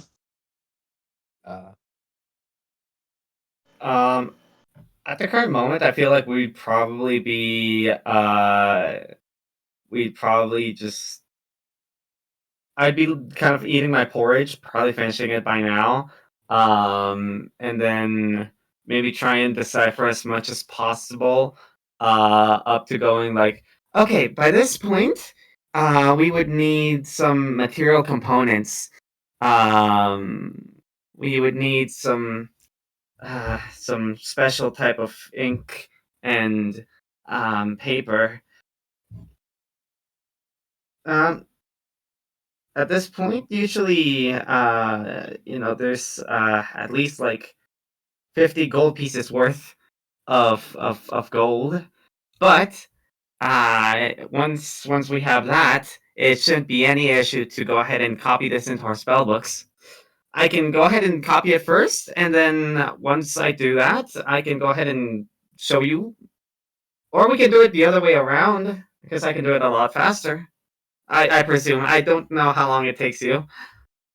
Uh, go ahead. She's like she thinks you can do it faster, and we'll totally go second. Okay, wonderful. Well, in that case, you said that this whole bandit thing has some gold to be earned, right? Mm-hmm. Well, it definitely sounds like the type of quest or adventure that my mother or my uncle would certainly have gone on. So, do you happen to have space for one more on there? Are you Kind sure of. you're ready to come? It's not very safe out there. I can, well, and I kind of like show you my spell book, and I kind of go, I definitely understand where you're coming from, but once again, I really do promise that I can certainly handle myself. I can do things that not many other mages can do. Um, and as well as that, um, listen, I really, really need to pick up where my mother left off. I have to find out what happened to her. You see Zach look over to Cleo, but you don't hear anything. And Cleo, you hear, what do you think? She'll verbally be like, "My vote is yes." With like a sheepish smile. Um, her intentions is just one more mage in the party, like a fellow bookworm, I guess, wizard. And so she's totally biased and says, "I think it's fine." You get to convince JJ. Sorry, Nines. Um, well, if you're okay with it and I'm okay with it, I think we outnumber his vote. I'm wary of it either way. Eh, we'll be If you fine, like, right? I can go outside and prove one of my spells to you. It's not your innate ability that I question. It's your lack of experience. Well, in that case, this is the perfect time to gain some.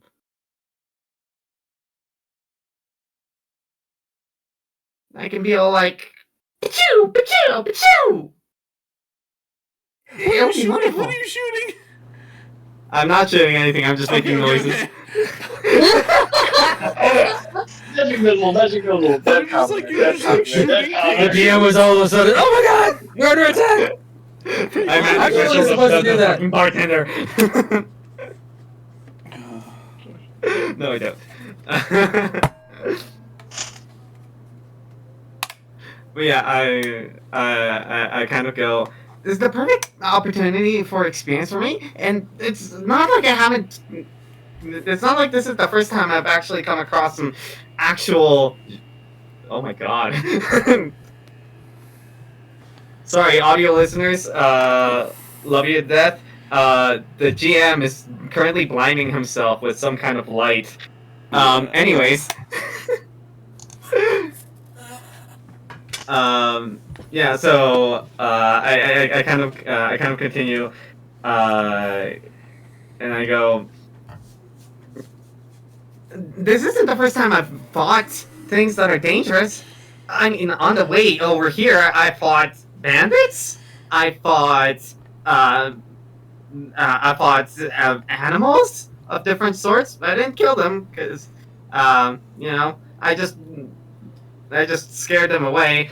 But you know, I had to fight a traitor that was just kind of with me. I thought I could trust him, but turns out you gotta be a little bit more careful with whom you ally yourself with. But you guys seem nice enough. And besides, again, the sort of quest that you guys are going on, this is really very much the kind of thing that my sister would tell me about fairy tales, about adventurers, and about all sorts of acts of bravery and treasure hoarding and the like. I just want that kind of life. I want the excitement, and I want all of the things that are in this place. But I also don't think I can do it alone. Not here. Yeah. Being alone I can sucks. do this. Really? Yeah.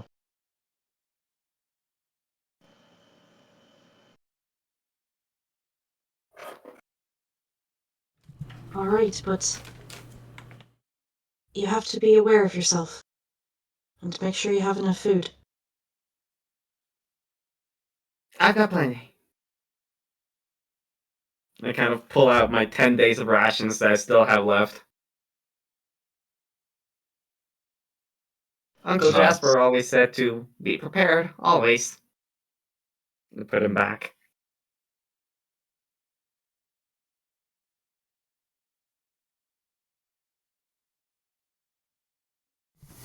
All right, are y'all headed towards the north? Oh my gosh, hello. Are y'all headed to the north? What time of day is it? We're gonna say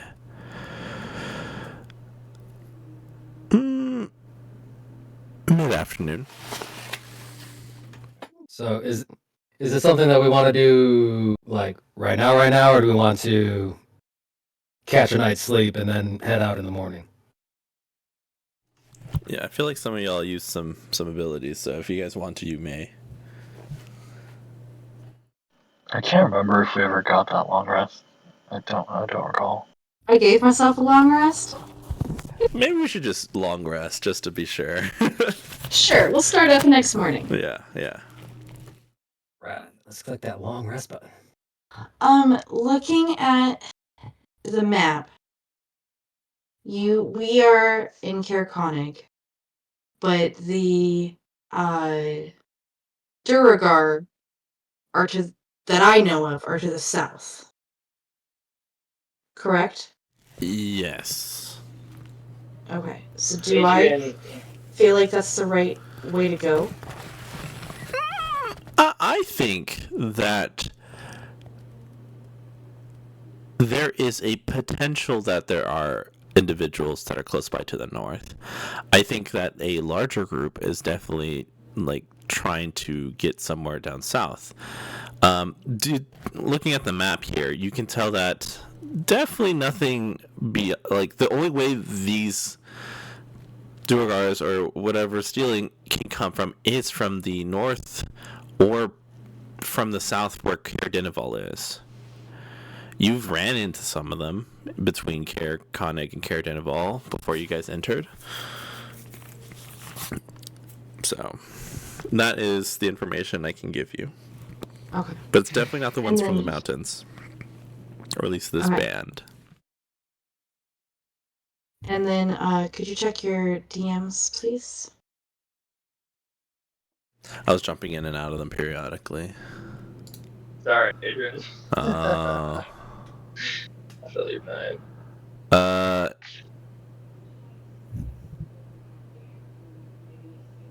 hmm.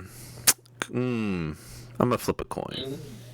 Oh my god, okay. I had. Come on. No. I'm crafty. No? Okay. Yeah.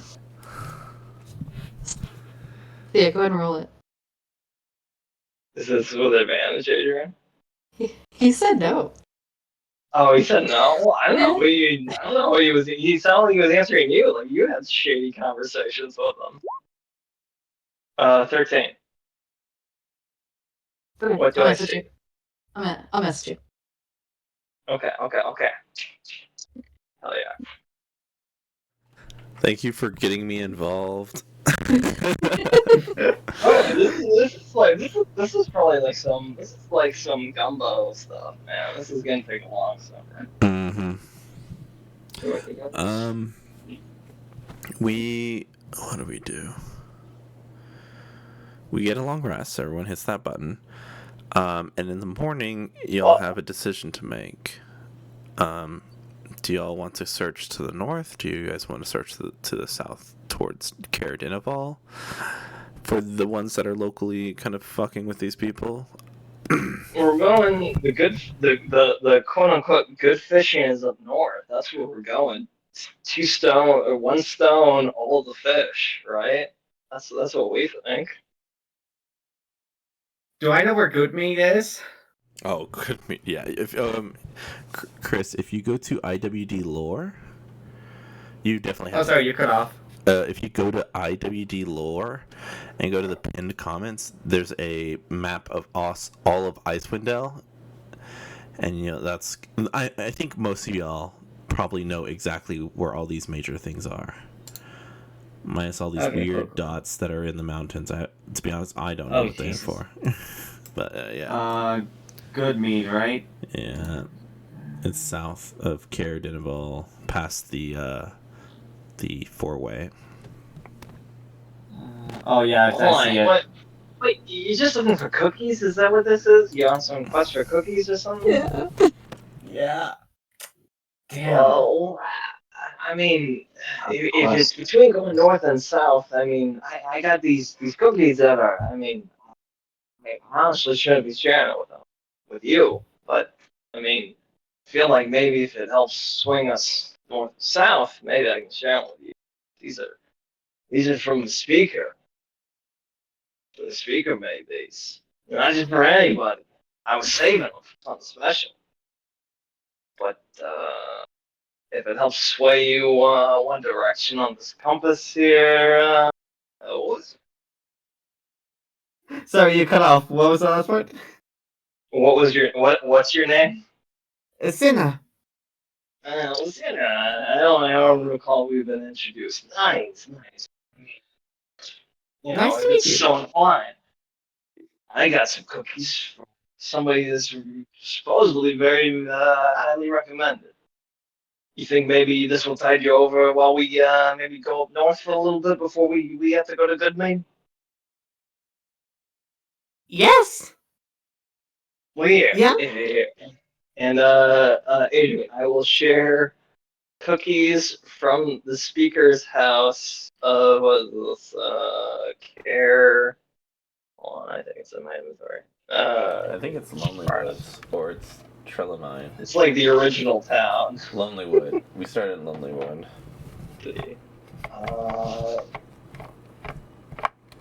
Is it Caradinal?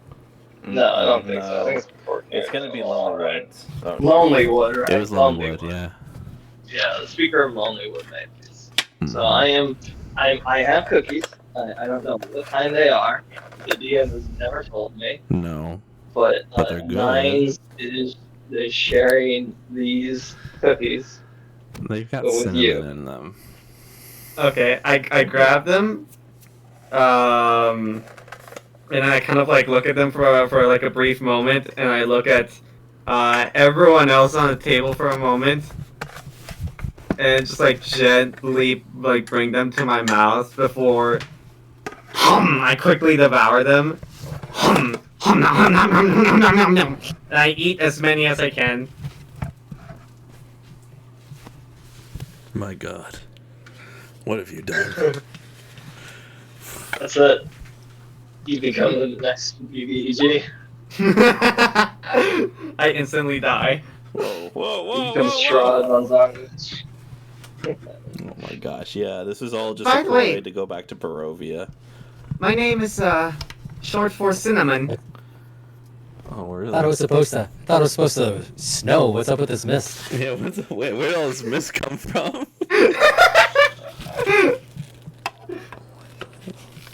Alright, oh, sorry, hold up. How do the cookies taste, God? Out of 20? 15? 15? Pretty Okay, good, that's pretty good. Yeah, Alright. I was Hell really yeah. upset if they were bad, but I would have just blamed it on the time period of like potentially a week of it just sitting there. Like even after a week, it's pretty good. Alrighty. Yeah, no, I'm very happy right now. And I've been thinking very highly of this kobold. Wow. I go, okay, yeah, we can go. Immediately swayed. You literally just bought me out. Santa, I like the way you think. Let's go north.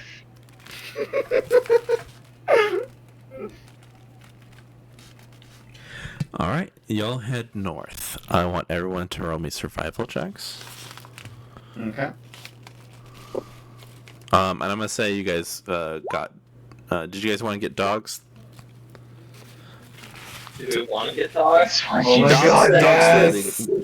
Dog sleds, yeah. Cinna gets so Wait, excited over it. It's like, Hold dogs! on. What Do we, kind? hold on. Do we? I feel like we've already walked out that. Are we a bunch of jackasses who even know better, Adrian? Because it sounds like we aren't. Sometimes, but I'm not gonna make y'all be 100% jackasses. That's up to Hold y'all. on. Who's Zach? You're professional survival. Who's professional survival? Would they call us out before we leave town? Nine's won it. Nine's down or whatever. Oh my And he gosh. would not know better. Zach would probably say something like, "We could get dogs to Okay. go with us. It will make the trip quicker." Well, But it costs money. Grumbling. Like at first, like upscale grumbling, and then downscale grumbling. But nothing of like it's off the table. Just like Zach and Cleo, you've probably traveled with Nines and long enough to realize that like he doesn't really feel gold and stuff as like things of value. It's more just like annoyances other people feel in, and he has to deal with it. I'm just Real saying quick, that. Go ahead. I'm gonna defer to you because I don't really like being cold for long. Are we approaching the dogs? We're discussing the dogs. Okay. While you're doing that, could I try and approach them to try and pet them? Well, they're The moment I see them? they're discussing it, so they're like walking towards that area. As soon as you see it, I'll let you know, and it's just like you just mad dash over there. Okay, cool. Gotcha. She'll make the trip out of town quicker, get us there quicker, get us back quicker. And if nothing You else, are. you can befriend them, and you can snuggle with them at night. Up until the very last thing, you were selling me very heartily on them. You don't have to snuggle with them either. It's not off the table. It just doesn't really. The other two things are more important to me.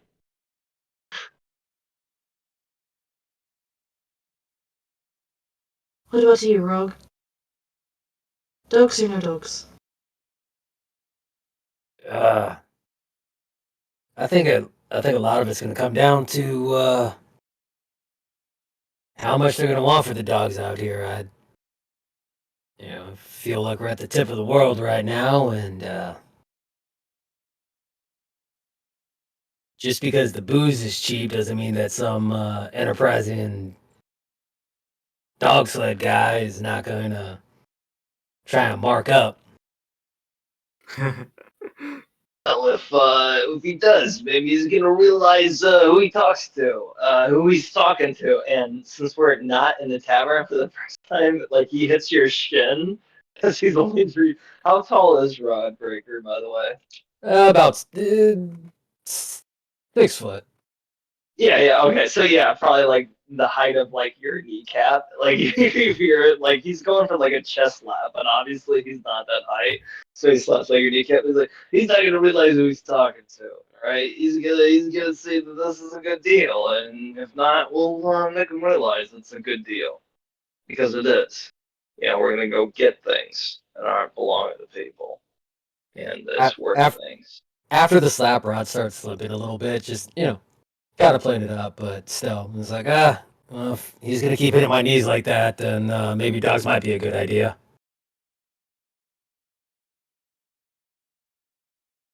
All right. Let's go look at the dogs. Y'all head over exactly what I was about to say. Head over to the dogs. You see that Cinna goes crazy for them and starts petting them, and the keeper's like, "Hey, they're working. They're working." Oh, please, can I just pet them just for a little bit, please? Listen, I can't sustain the tender care and need that they need all the time, so I have to give them in little chunks, okay? So they're done for the week now. Listen, you're gonna cut into my profit margins. I'm sorry, young man. Please stop stuffing one into your coat. I see that. I'm standing right here. What are you talking about? It doesn't take these old peepers much, but that is clearly stealing. Listen. Okay. I'll pet it. Are you guys stop? Please stop. Are you guys buying something? Yeah, we were looking at getting some dogs in the sled. We got something that we need to check on up north, and we're hoping to make the trip easier. Okay, well, I'm just gonna have to be very upfront. Going up north is very dangerous. I've lost a lot already. You can pass the conversation here. You understand? All right, which means it's gonna be a heftier price. For what? Well, I'm not gonna get these dogs back. Probably. As you said, they were trained. They don't know enough to run home? Oh, well. And we're trained too, if you know what I mean, and kind of like flex up and hopefully the squad falls in behind them to like be like, yeah, we're the A team too. Do you want me to Yeah, we can do shit like this. Wait, no, I'm not allowed to swear. I go, yeah, we can do stuff like this, and I point at a tree, and I want to cast magic missile and change the formula to do fire damage instead of actually. Wait, no, not fire damage. I have chromatic orbs, so I can change it to. If you'll forgive some table talk, are you sure you want to burn a spell slot on this? Yes, very much so. Hey, I'm all for that as the character of the Nines is. I respect that. Acid damage. Acid damage, magic missiles into a tree.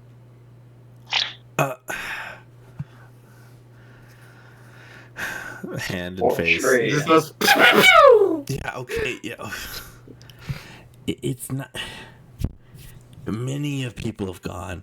The dogs are trained. They will come back. But last time, and it kind of points to a harness that's just kind of like hanging off of one of the sheds, and you can clearly see like out of the like 8 rungs, 4 of them are just like were completely torn off. Like, not every single thing. So I gotta, for my business to work, I need to make sure that I'm compensated properly. Listen, if you bring everything back, I give you the money back, and then you just pay for a rental. But it's dangerous, so I'm gonna need 2 gold. 2 gold. That's actually Look. a fair price. I can give 1.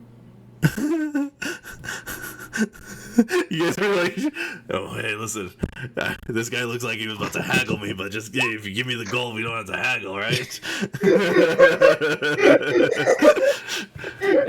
Yeah. I feel like that scene in Ghostbusters when Egon and Venkman were trying to talk down on the firehouse, Yeah. and then Ray just comes down the pole like, "This is great."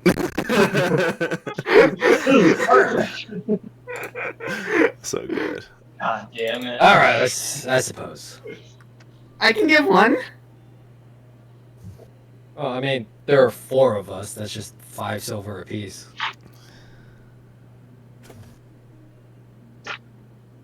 Or you can pay for the entire thing. That's cool too. There's 5 of y'all. There are 5 of us. 1, 2, 3. I can't count. All right. I have a 7 intelligence. Apparently, in real life. No, what was the price you said? If it's under, we're gonna try to stick to it. No. 2 gold. 2 gold. Is that under the price, or like, That's do I need to add price muscle as to is this? because Cinna Oh, that's was good. like, Yeah. and then Theory or Zach was like, that's a fair price, and that's it. That's how the conversation. Yeah, no, I'm on board. Alright, whoever gives me the money, y'all decide amongst yourselves. You get the dogs. Y'all start heading up To north. the new players, you guys might not have as much as us, so I will happily, since money doesn't mean anything to Nines, I don't mind ponying up 1 or all of the gold. I'll pony up half. Wait, that was So what? You're 5 silver? gonna do? Oh, it's 5. Holy, I Wait, thought it was it's 1 2. gold each. That's a quarter. Wait, how many silver and a gold? 5? There are Yeah? 10. There are 10 silver and a gold. So I'll give up. I'll give up 5 Alright. silver. Alright, so you and I each Okay. put up half. I'll give him 5 Oh, silver you too. okay? Okay. Alright, well, I'll stay out of it then. No, you're putting in 5. Cleo's What, getting 5 the what? 5 silver. silver? Yeah. Like, you guys gotta help me out. These, like these little pieces of metal that you all deal in don't make sense to me. So, like, you have to help me out with numbers. Yeah, Okay, I come 5 up and I silver. start kind of like breaking down the thing, like explaining it very patiently. Like, okay, Like, so I'm getting frustrated with Zach. Like, these are the yellow thing, the brown thing, the white thing. What do you? Rod the yellow Rod points thing- at like 10 of the these. white thing.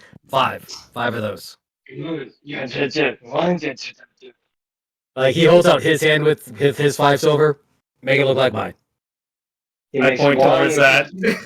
He says like words because he starts with 1 and then he goes like, and then as you say that he just goes like 5. Like he clearly knows the amount, but like the words and like other stuff.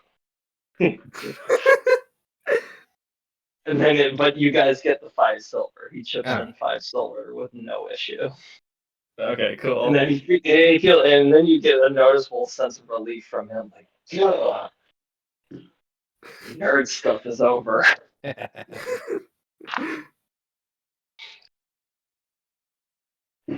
We have the dogs now, yes? Yep. Yay! Good on And I you. run towards the dog and start petting them. You! Which one looks like the least happy and the leader of the pack, Adrian? The one in the lead. Excellent. And Nance goes over to him, away from the others, and just like goes up to him like, you and I, we will get along, I'm sure. I want to look them over and make sure that they are like fit to go out. Okay, roll me either nature or medicine. Oh, like we got the scrub team. Oh, that would suck for this guy. 15 nature. These dogs can hold out for 3 days without rations. They look like they've been well fed, they've been well trained, they know what they're doing, and they're not the best you've seen, but definitely not a just go out there and die kind of thing. And are we getting rations as part of that payment? Yeah, or we'll see. do we- Yeah, we'll say yeah. Okay. Might as well. All right. But yeah, y'all head up north. On your way north, I want everyone to roll me a survival check. Another one? Oh shoot! What was I remember telling y'all to do it earlier, but what did I don't think I Yeah, but counted it. hold on. Right? I rolled an 11. You want another one, right? 'Cause, Oh, like, there's I some bought good. There's some good ones up field there. dice Hold for up. 9. Yeah, so. Oh, there's not some good ones up there. Yeah, so 9's got 9. Mm-hmm. Cinna got 11. Zach got 21. I got 13. Okay. Y'all start heading up north in search of this thing. You go for a little less than an hour before you find something off in the distance. Not a building. Roll me perception check. Everybody? Mm-hmm. Do you want me to just use the last roll I got? For perception? 12. Yeah, you can. Okay, because, I mean, it was a dirty 20. Oh, wait, hold on, let me check perception. Same modifier? Yes, so it is a dirty 20. All right.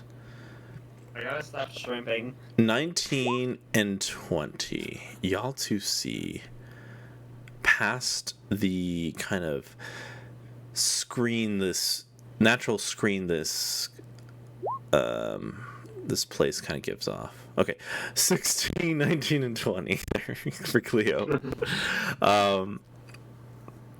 Y'all see like some figures out and about.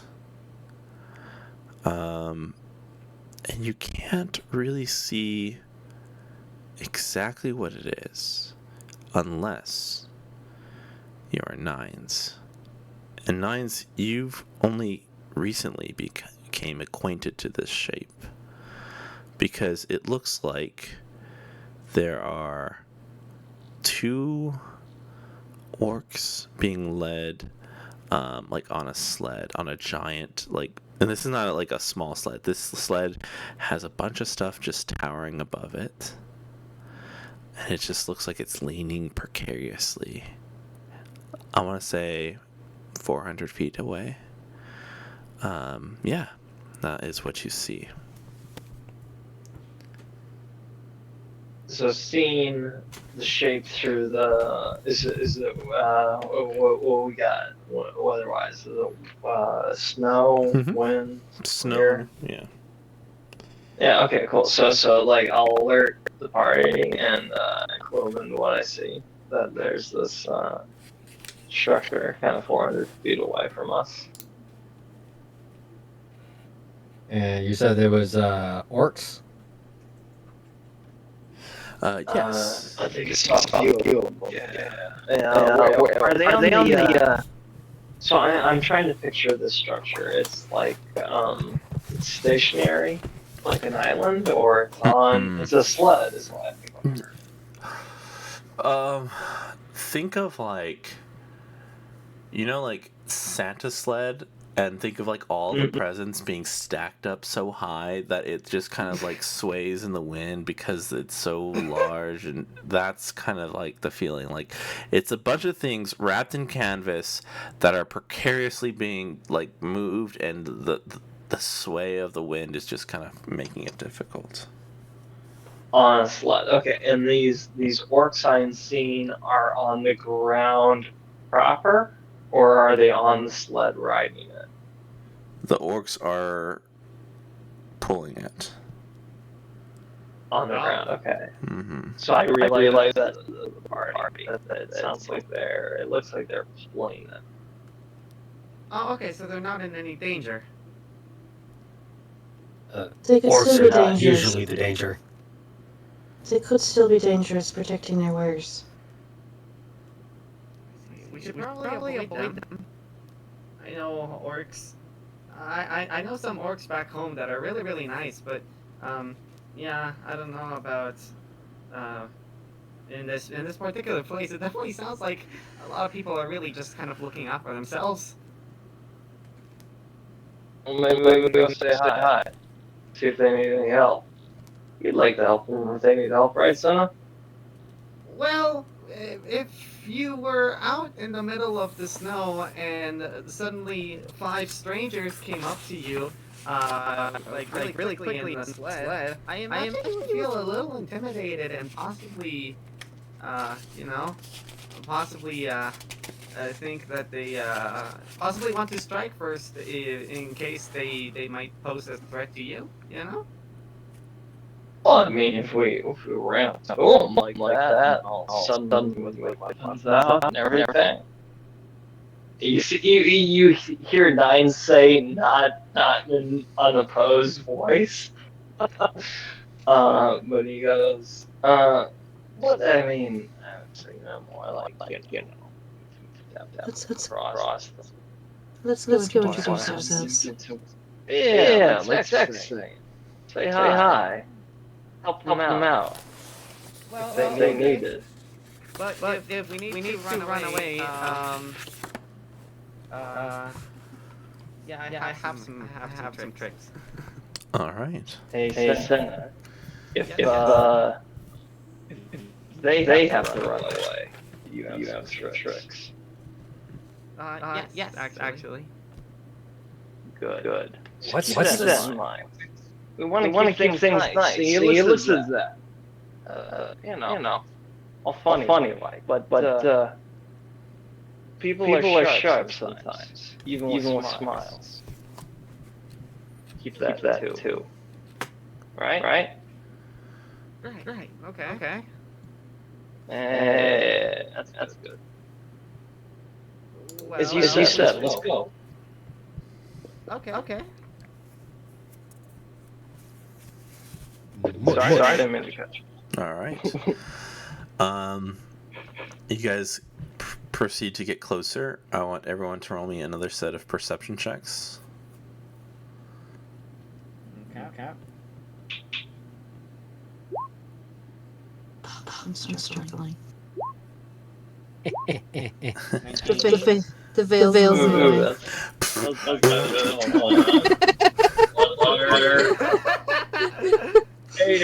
That's a 5. Nines, you're getting distracted by Zach. Zach's like veils in the way.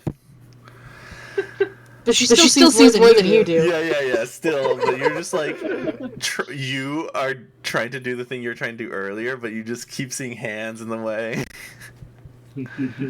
All right. I'm just gonna say straight up to Rod with a natural 20. As you get closer, you see that both of these orcs have these slack jaws and just saliva just kind of like flowing down, but you see like this track of ice that goes down the neck and onto their chest, and it's just like a big shard of ice just coming out of their mouth.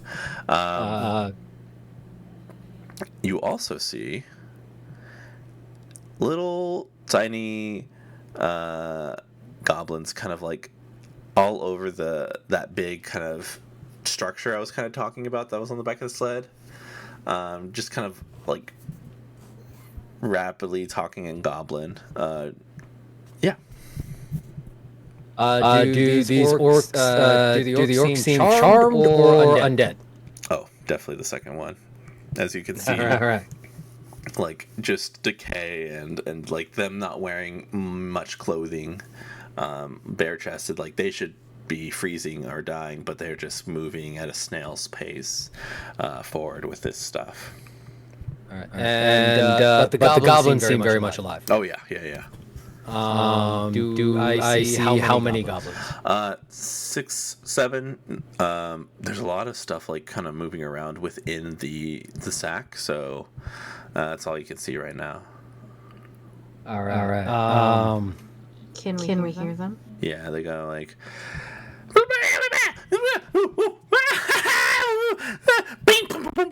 And you just hear like things like breaking and moving around inside the sack, as they're just kind of talking amongst themselves. Does anyone know Goblin? Yes, I do. Okay. Here's what they say. They're saying like, "Okay, no, I want that. No," and you hear the breaking noise, and then stupid. What is that? And they kind of peer at y'all or towards y'all as they kind of you gotta get closer. Two. They roll the 2. They go, nothing. Stupid. And just kind of mull around. And then they're just kind of going wild, and they don't see y'all. This is not going to go well. There's goblins. There are only 6 or 7 of them, and the issue is the prevert of the orcs. They need to be the prevert of the they've been prevert. They're undead. They should be dead. Are you trying to say perverted? Is that how you say it when it's like that? All I heard is you say that we're going to smack these guys down to the ground. That was all I heard. Well, they certainly look undead, and that's not usually a very good that's usually not a very good sign. Well, who am We I? should probably take him down. Who am I to get in the way of good or bad fortune between somebody and their rightful resting place?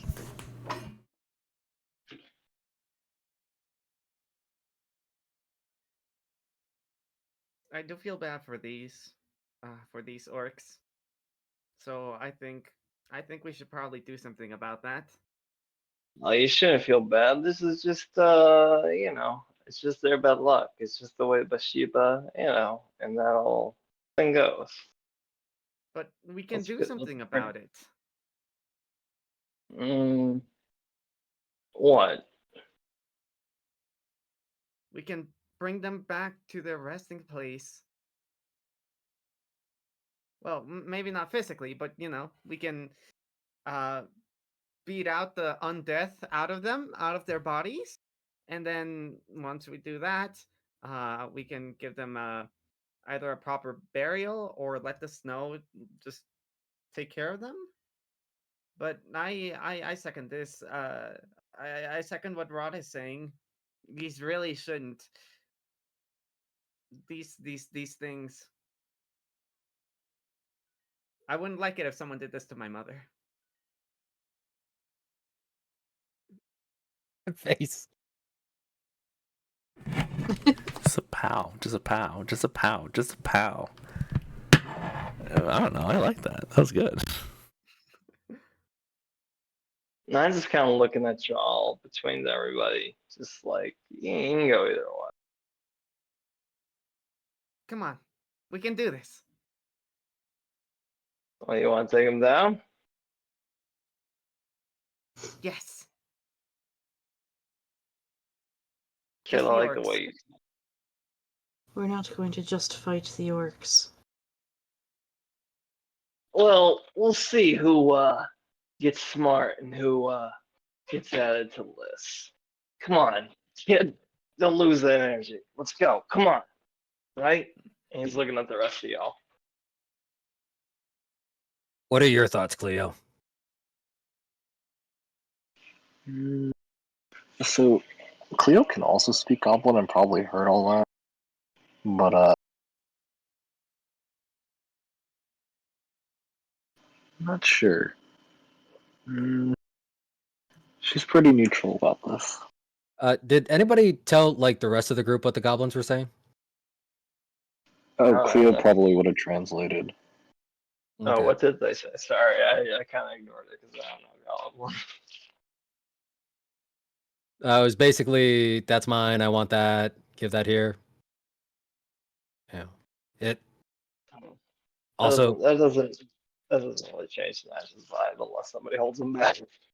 well, I was gonna say, the also sounds of it is an attempt to divide spoils of something that they didn't own before they came out here. Yeah. Yeah. Smack. Let's go, Senna. Let's go. Okay. Um, before we dive in, would you say that we had like a moment before we enter combat? Oh yeah. Because they didn't Oh, see I'm you. sorry. Otherwise, I would have like told y'all to like roll initiative if they saw y'all. Okay. Is that what y'all were leaning? I want to make sure before we go. We're going in after the moment. Sounds Alright. good. Then right before we enter combat, I would like to cast Bless on Zach, Nines, and Cleo. Are you magic or do you also use weapons? Hybrid. Okay. Uh, would you like an extra D4 to attack rolls? Oh yes, please. All right. So I will cast Bless on Zach, Nines, and Cleo. It's an extra Hell D4 of damage. No, it's a should be in It's the it's in the attack roll, chat. right? Yeah. Can roll a D4 and add the number to the attack roll or saving throw. Which includes death saves, by the way. Yeah. So, it's your roll to hit. Okay. Yep. All right. I would also like to go ahead and cast. Who did you not affect so far? Me and you.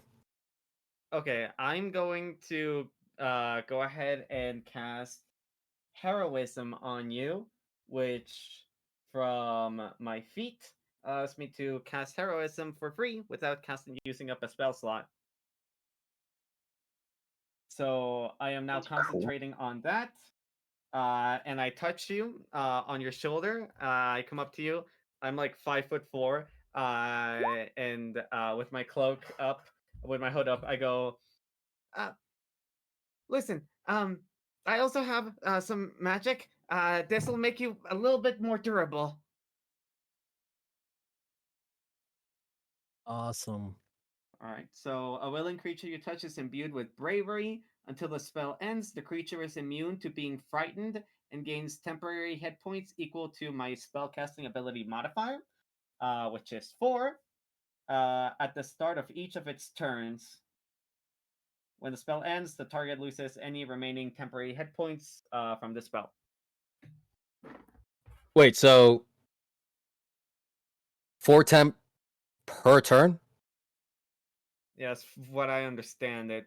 Though I know it doesn't stack. I know it doesn't stack, but that means that like I could take a hit and then get 4 temp hit points back. yeah. And again, that's at the start of each of your turns. Sick. God, if that sounds too powerful, obviously you can nerf it. But yeah.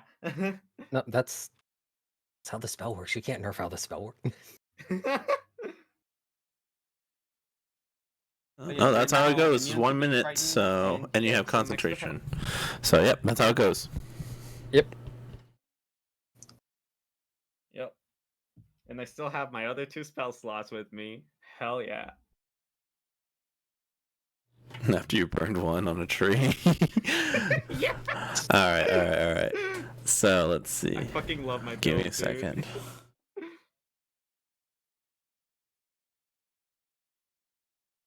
All right, let's do this. Leroy. You'll go ahead and roll initiative. I'll be right back. Muy bien.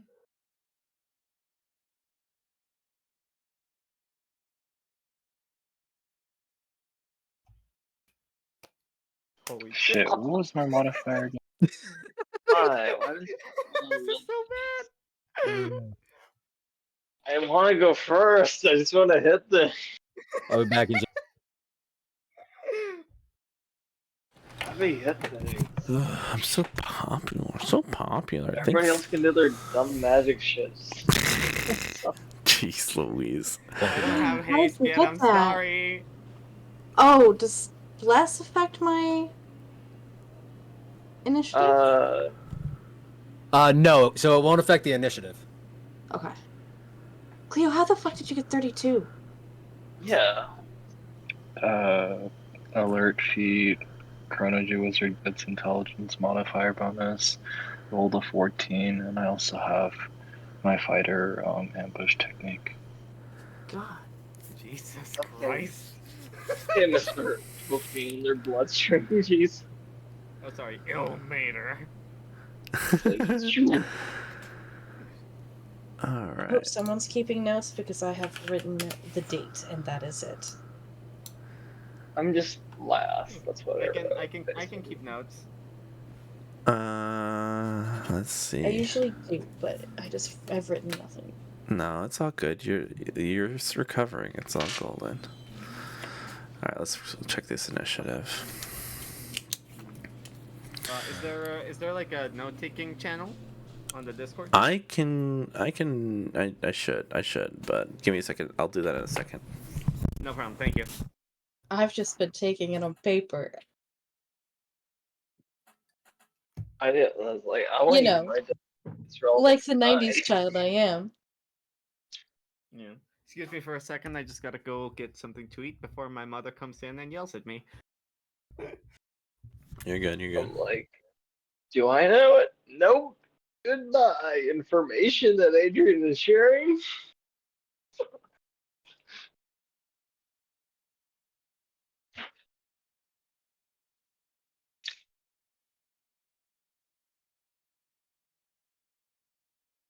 All right, Cleo, you're up. Cool. So just like to get a mental image of it, how far away are they? I'll say they're 60 feet away. Alrighty. Time to use Jim's magic missile because that's a cool spell. Hi nerds, I'm back. What did I miss? Nothing. Just Cleo going. Magic missile. Magic missile. Jim's magic missile. Yeah. Oh. So I get to roll 3 attack rolls, is it? Or is it 1 attack roll? Hold on. I think it's 1 per missile. Okay, I bet. Well, no, magic missile. Wait, I don't know No, if Jim's. magic missile just hits. Oh wait, that just hits, yeah. No, you this just is roll- Jim's magic missile. Yeah, hold on. I'm looking at it. Oh, do you guys something? Yeah, well, see, Jim's magic missile, you create 3 twisting, whistling, hypoallergenic, gluten-free darts of magical force. And Oh then my god, I hate it already. Stop talking. make a ranged spell attack. Okay, yeah, so you have to make a ranged spell my attack for God. each missile. On a hit, the missile does 2d4. It also costs you 1 gold coin, which consumes its tax for using its spell. Chat, I looked this up. He is not kidding. It's That is actually gross, part of gross. the description. They are actually 3 twisting, whistling, hypoallergenic, Yeah. gluten-free darts of magical force. If the attack roll scores a crit, the missile does 5d4 damage instead of the 4d4 damage that you normally get on a crit. If any attack rolls a natural 1, all missiles turn around and hit the caster for 1 force damage per missile. Yeah, Jim's magic missile is insane. Don't forget your D4 for your bless. Oh my god. Oh shoot, you're right. Dude, fair. If it Go was ahead fair. and roll 3 more times for the advantage, because these guys don't know it's coming. Okay. And I'll just line them up with the original 3. Holy shit. All right, the first one definitely misses. The second one hits, and then the third one, With a 3, with a 12. 12. Yeah, that hits. So 2 of the magic missiles hits. What are you aiming at, by the way? The goblins or the orcs? Wait, which did we establish looks scarier? The orcs look scarier because they're zombified. Cool. Okay. Oh, +7. +7 attack modifier. Okay, well, the first 2 definitely hit. I'm sorry, the second 2 hit for sure. The first one does not. No. Okay. So that is a 13 that misses. Alrighty. Good to know. Good to know. And 2d4 for each.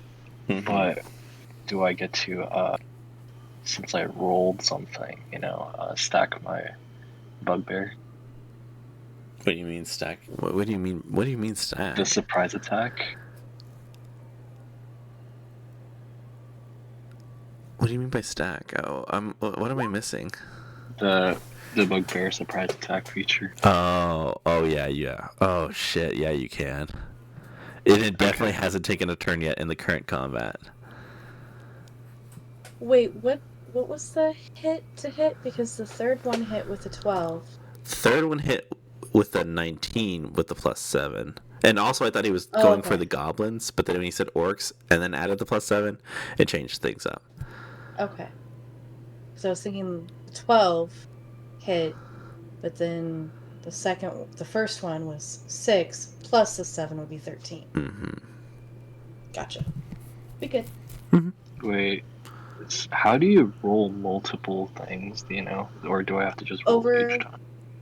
on the far left, there's these icons, and the bottom one is dice. And if you click on that, it opens up a dice roller table. Oh. Table. I'm just doing things too. Oh, okay, cool. So the first one would hit for 9. The second missile that hits would hit for 11. All right. Yes. Sorry. Also, if you type the command in, you can add your modifier at the end of the command, and it will just automatically do the math for you. So if you do /roll 2d6 plus whatever, it will automatically do the math for you on that. Oh shit! Really? Okay. Yeah.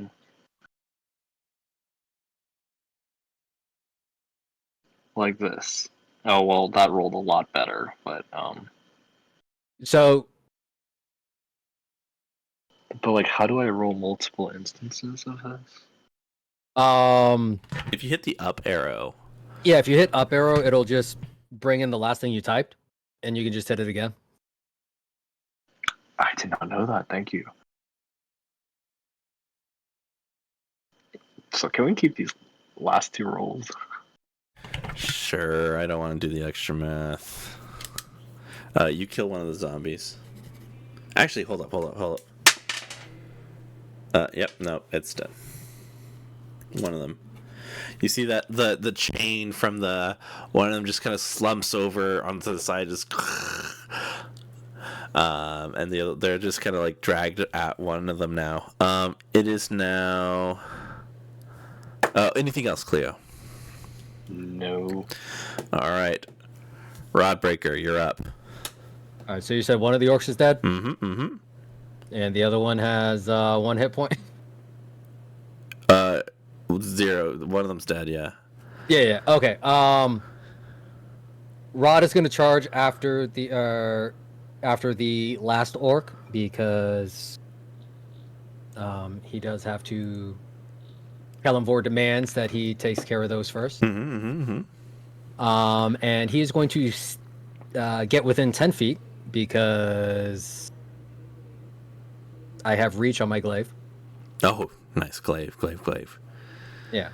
And we'll do a swingy swing. And that will not hit. Mm-mm. So that will be my turn. Sorry. How much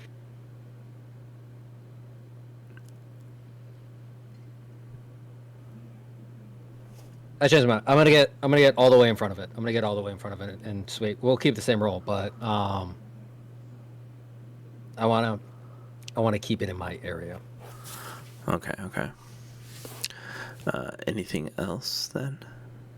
Nope. That'll be my turn. All right. The goblins' turns.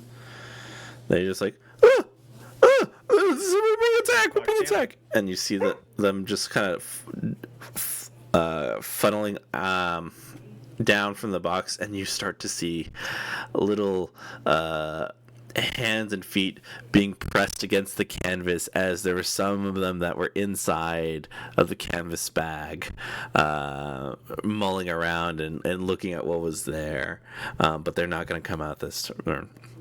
They're going to come up to, let's see, we're going to drop 2 to Rod. What is your AC?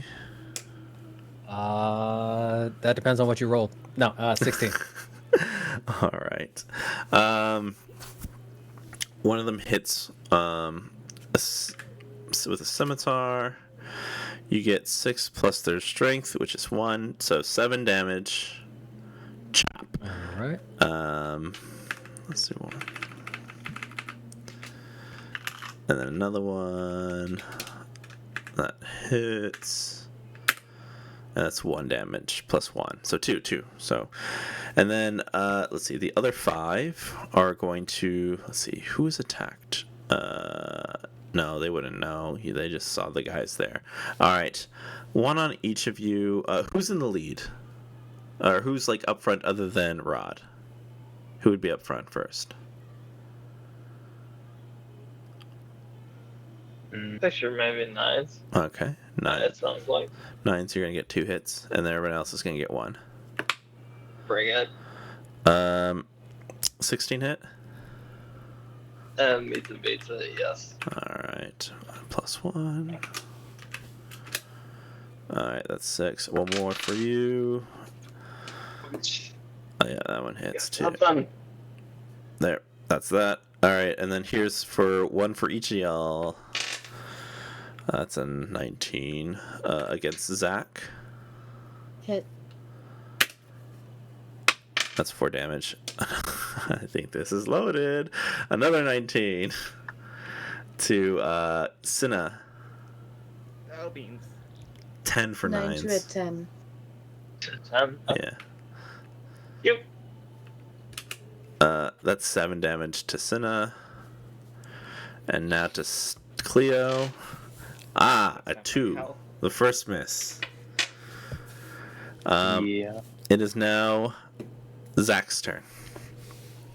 Could someone remind me real quick? Do I have to do a concentration check now or when my turn comes?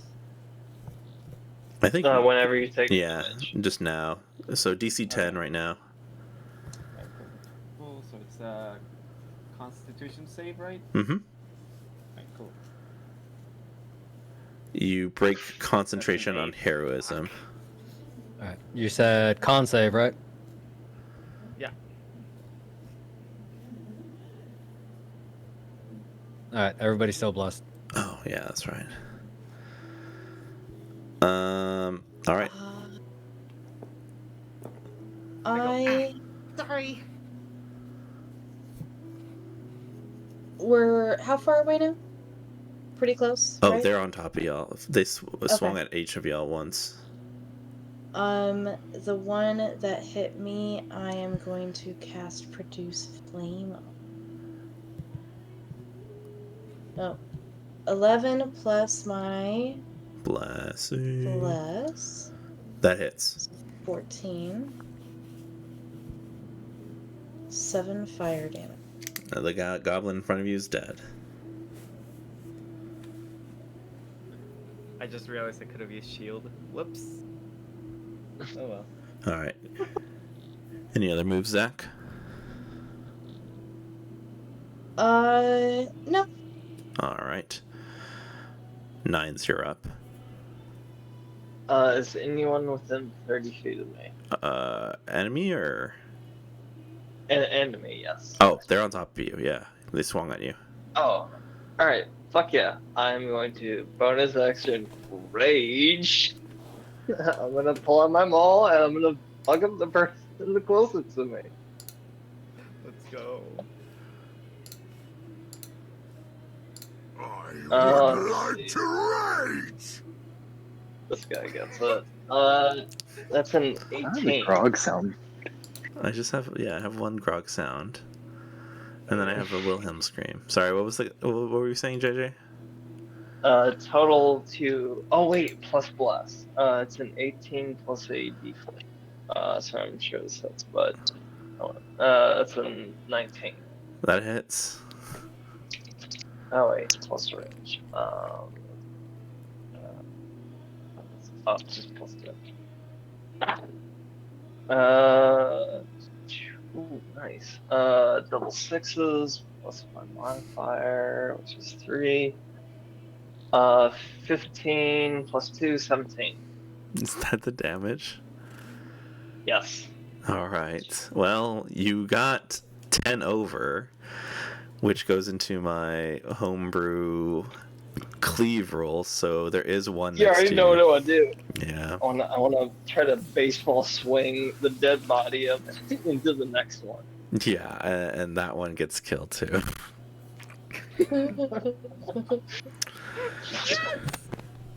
Yeah, if it goes like a certain amount over their HP, it's a waste. So why not just give it to the next person? Double it, give it to the next person. Okay. Double it and give it to the next person. All right. Damn. Where are we at now? Okay. Anything else, Nines? It's my bonus action and my action. I'm good. But I will move my whatever movement towards the next guy. All Whatever I right. got left. All right, Senna, you're up. All right. Is there a guy like next to me? Yes, very much so. All right, cool. Is he a goblin? Yes. Oh, goblin. Okay. In that case, I would like to. Fuck. Oh wait, I'm not concentrating on anything, so I can. Probably Misty Step. All right. Off of the thing, 30 feet away, and then I would like to. I can cast what do you call this? Fire bolt Mm-hmm. at these motherfuckers. At the guy that was next to me. All right, go ahead. Roll to hit. Alrighty. 17. Roll damage. Alrighty. I forgot how much this was. Give me a second. D10. Unless I'm thinking of another game. No, yeah, you're right. D10. All right, cool. Cool. That's gonna be 6 points of fire That's damage. the exact amount for these guys. Yes. All right. Now the zombie's turn. He's going to try to.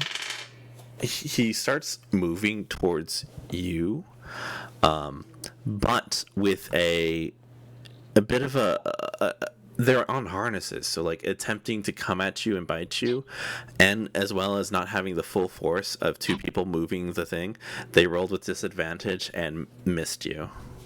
Yeah, Who? Rod. Yeah. All right, we're back to the top. Cleo. Cool. Oh, actually, sorry. Who wants to roll me a d4? I will. All right. 4. 4 goblins tumble out of the sack. Damn it. Damn it! I should have rolled, but I've been really bad. Oh, brilliant. All right, Cleo, you're up. So like, if I wanted to put myself in the middle of things, right? Mhm. How many can I get near me without having my party members within 5 feet of me? I'm going to say the 4 that tumbles out of the sack is going to be the most you can get. Okay, then I'll go over there. Do I like trigger any AOPs or something? Nope. Did you take care of one that was in front of you at the beginning? No. I No. Okay, you're gonna take only one AOPS. Attack of opportunity. okay. Yeah, sure. All right. That is a 16 plus 3. That's 19. Yeah, that hits. All right. 7 damage. Ow. Yeah. Alrighty. She's gonna look pissed off because that hurt a lot, and she's gonna try to stab at all the goblins that came out of the sack. All right. Let's go, sword burst. That requires dex save. Sorry, from all 4. All 4.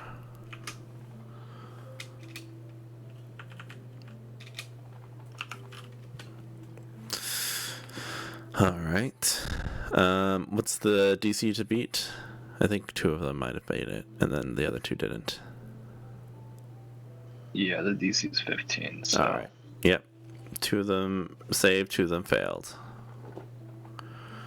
4 and 5 damage, force respectively, and bonus action. She's gonna get some like bandages for her wounds and use the fighter's second wind. Okay. All right. Hey, back to full, baby. End of turn. All right. Well, Rod, you're up. All right. Rod is going to continue to try and help this poor orc Mm-hmm. stop being a perversion of Kellenvor's will. Gotcha. And I don't think a 9 is going to do it. No, it's not. The perversion exists further. Okay. Let's see. You're gonna take some hits there, Cleo. You're gonna take 4. That's a 2. 4 damage. No. I haven't rolled enough yet. That is gonna be a 14 to hit. That's a miss. All right, that's a 4 on the die, and that's another 14. Okay. Cleo, you missed out on some nice damage. 1 to Rod. Yay. That's gonna be 17. Damn it. Let's roll another d6. 2 damage. Yay. Yeah, indeed. All right, and 1 more. That's gonna go to Zach. Actually, no. That's if I still have my temporary hit points. This is going to Nines. Nines not here to defend himself. It's a 17. Pretty sure. Zach? For 9s. I switched it up to 9s at the last second. Oh. 4 when shit. JJ gets back. Oh, 4. JJ's here. What was the attack? It was 17. Oh yeah. Okay. And how much? 4. Okay. All right, Zach. Go ahead. Reduce to 2. Okay, yeah. Zach, you're up.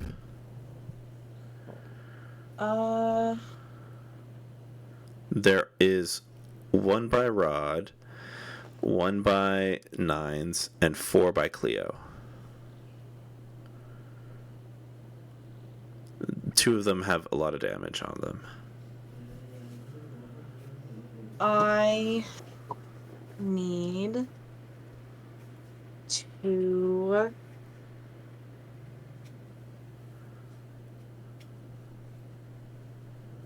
I don't want to do that yet. I'll just go ahead and do the produce flame again.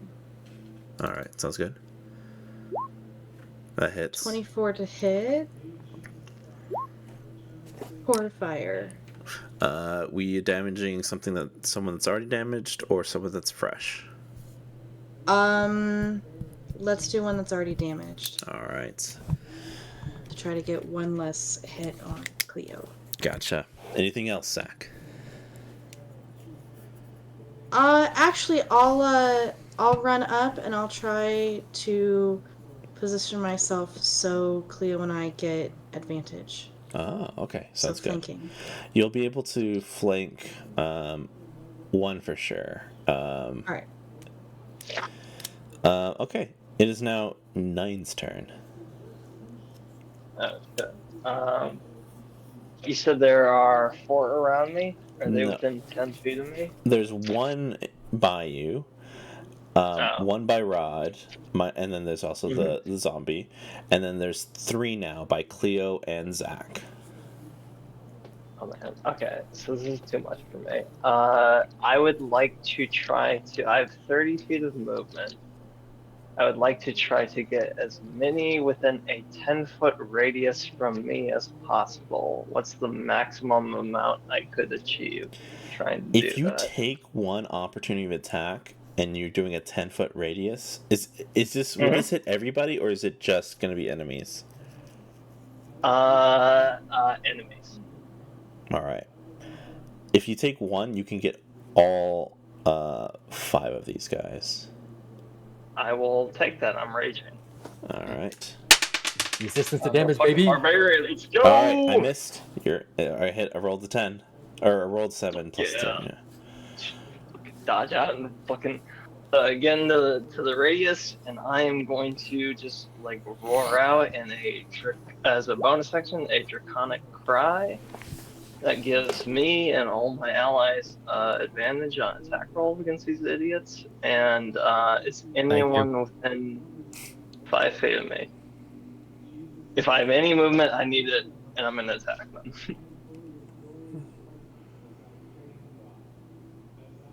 All right. Yeah. You can either get the one next to you, one next to Rod, or start attacking the 3 around Cleo. I don't care. Whoever's closest to me. If Cleo's gonna do what I think Cleo's gonna do, I think you should take out the one next to you or Rod. I mean, Okay. Cleo trying, but also they're deck saving. Yeah. Okay. Well, I rolled a 19 and 1, so 19 plus nonsense, I think hits. So.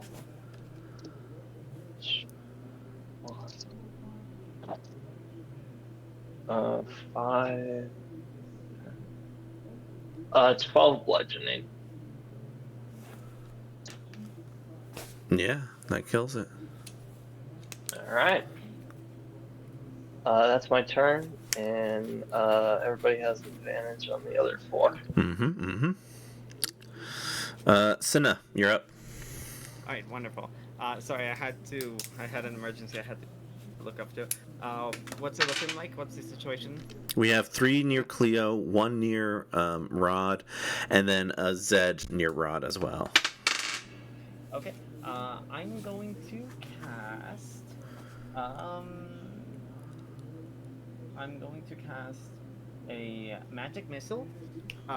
Change the formula to fire damage at the 3 that are next to Cleo. All right. It's going to be 3d4, right? Yes, 3d4, and then each of those darts are going to go to a different creature. Yeah. So that's It's 3d4 plus 2, 1 each. 1, and 3. So it'll be 3, 2, and 4. Because I think every dart it has a +1 modifier as well to it. Oh, shit, you're right. Thank you. Yep. Yeah. Yes, you take out the one that was already damaged. So now there's 2 around Cleo, and then 1 by Rod. Wonderful. Another thing I wanted to add real quick before I end my turn, in the same spot that I'm in, is that when I did my Misty Step, I turned into a bunch of roses, and into a bunch of rose petals, and then teleported into another bunch of rose petals. And now I end my turn. All right. The Zed is going to hit, or with disadvantage, rolled a nat 20 and a 17. So you're going to take 5 damage. How you looking? Pissed off. All right. And I want you to roll me a Constitution saving throw.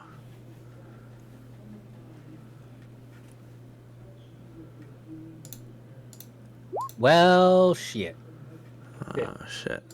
All right. That was a nat one. Yeah. You feel the coldness that is like protruding out of this creature's mouth, and after it hits you, you're starting to feel like your skin isn't as warm at this time. You are now under a kind of a slow condition. Oh, okay. All right, I'm just slowed. Mm-hmm. All right. Which means you can't take reactions or bonus actions. I don't have any of those anyway. Paladin, baby. Oh, Real bless. quick, how much health do you have? It's gone, isn't it? Yeah, Well, it's gone.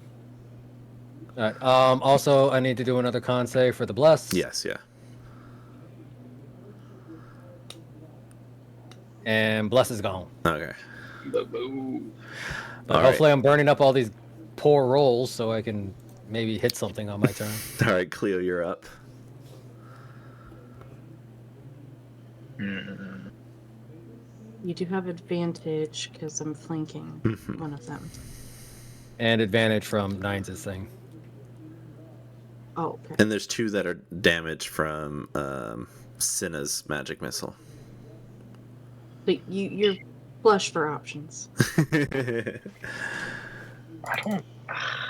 I can hit one of them with advantage or hit both of them and rely on their deck save.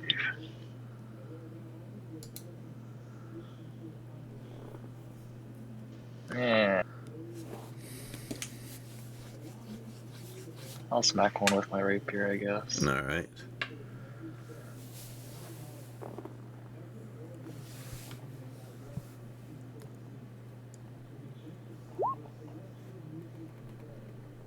Yeah, that hits. Does it- Oh, okay. 1d plus 2.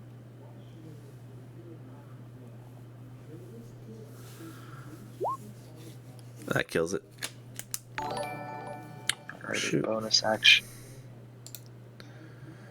Oh, I don't have any bonus actions. Level 2.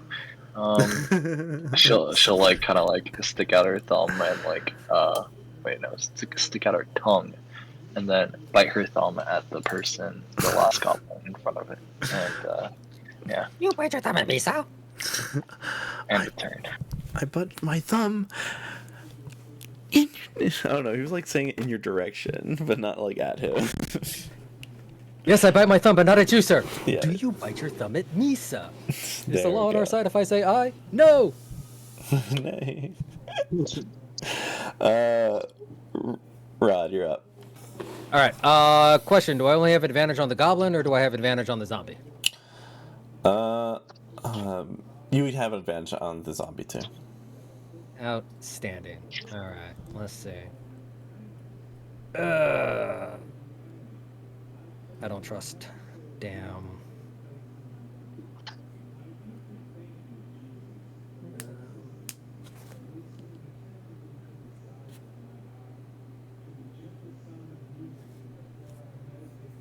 And then this will be plus 5. Okay, so 16 plus 5, 21. Hits. About time.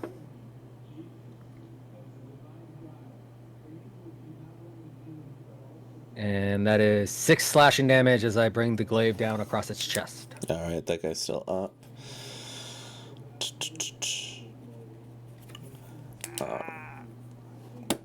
And no bonus action for me because of the cold and not my lack of character ability. All right. All right, last the two goblins, one on Cleo, one on Rod. 17 Cleo. Sorry, just misses. Okay. And then I rolled a 7 for Rod. You said 7? Yeah. Yeah, that misses. Yeah. Be right back. I gotta see where my dogs are barking at. No worries. Zach, Okay. you're up. I am going to it's working, so we're just gonna keep doing it. Yeah. I'm gonna produce flame on the one that's on Cleo. Why? Yeah, that hits. If it ain't broke. Dead. There's one left on Rod and one zombie on Rod. Anything else? Am I able to position myself for advantage? Yes. For flanking? Mhm. Then I will do that. All right. Let me know who I'm giving advantage to. To the goblin bot towards Rod. All right, so Rod will have advantage. 9. Okay.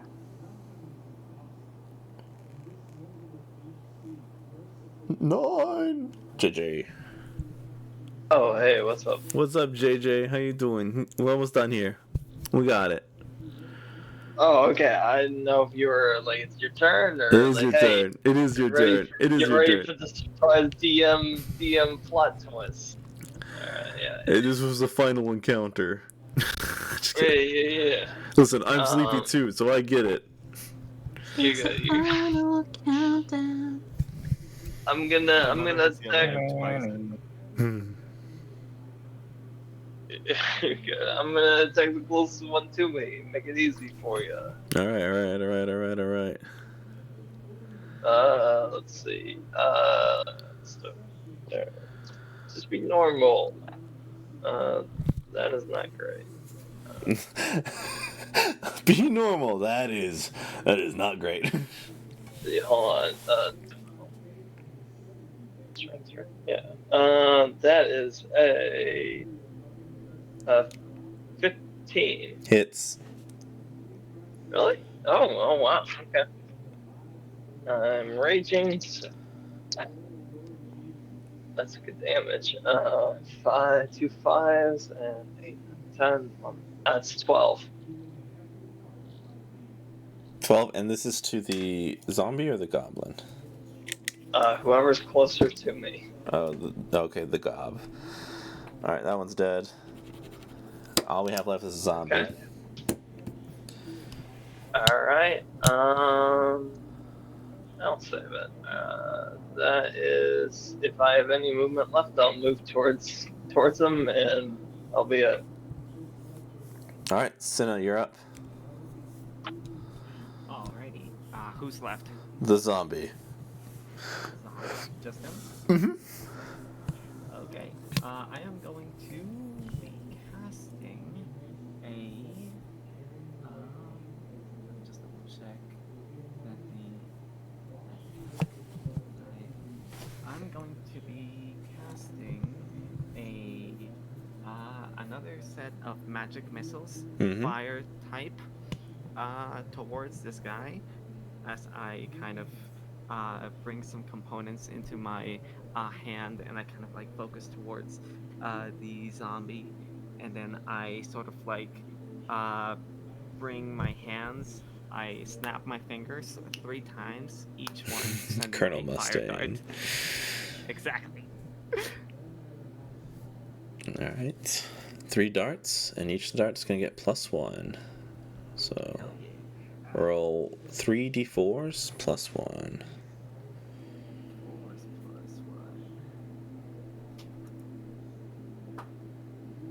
1. I rolled 4d4s, sorry. I'll count the first 3 then. Okay, So cool. 4, So that's 8. 3 and 1, so that's 4, 4 and 2. All right, that's still up. Alright. All right. He's gonna swing towards one more time towards our friend here. A 19 to hit. Once more into the breach, my friends. Fuck! I rolled a 2 for the damage. It's only gonna be 3 damage. Is that enough? Nah. Cleo, you're up. Yeah. Cleo's up. Oh, yeah. We just got a zombie left. How far away am I Uh, from it? like 10 to 15. Okay, then I'll just use my bow. But do I still have advantage? Yeah, there's. To be honest, it's being surrounded, so yeah, you have advantage. Yeah, me. Oh, that is not good. Nope. +4. No, no, sorry, no. Rod, you're up, I think. Unless Cleo, you got Ouch. anything else? No, yeah, go for it, Rod. Rod Alright. has advantage. Mm-hmm. Rod does have Yes, advantage. yeah. Yeah, between Nines' thing, I was gonna shift so that me and Nines were flanking. Oh yeah, and Zach is actually flanking right now, and then Yeah. just, Ah, it's okay. just all just everyone's around this thing. All right. Sense. 17 plus Yep. 5. Hit him. Hit him hard. 11. Ooh, it's so close. Hanging on by a thread.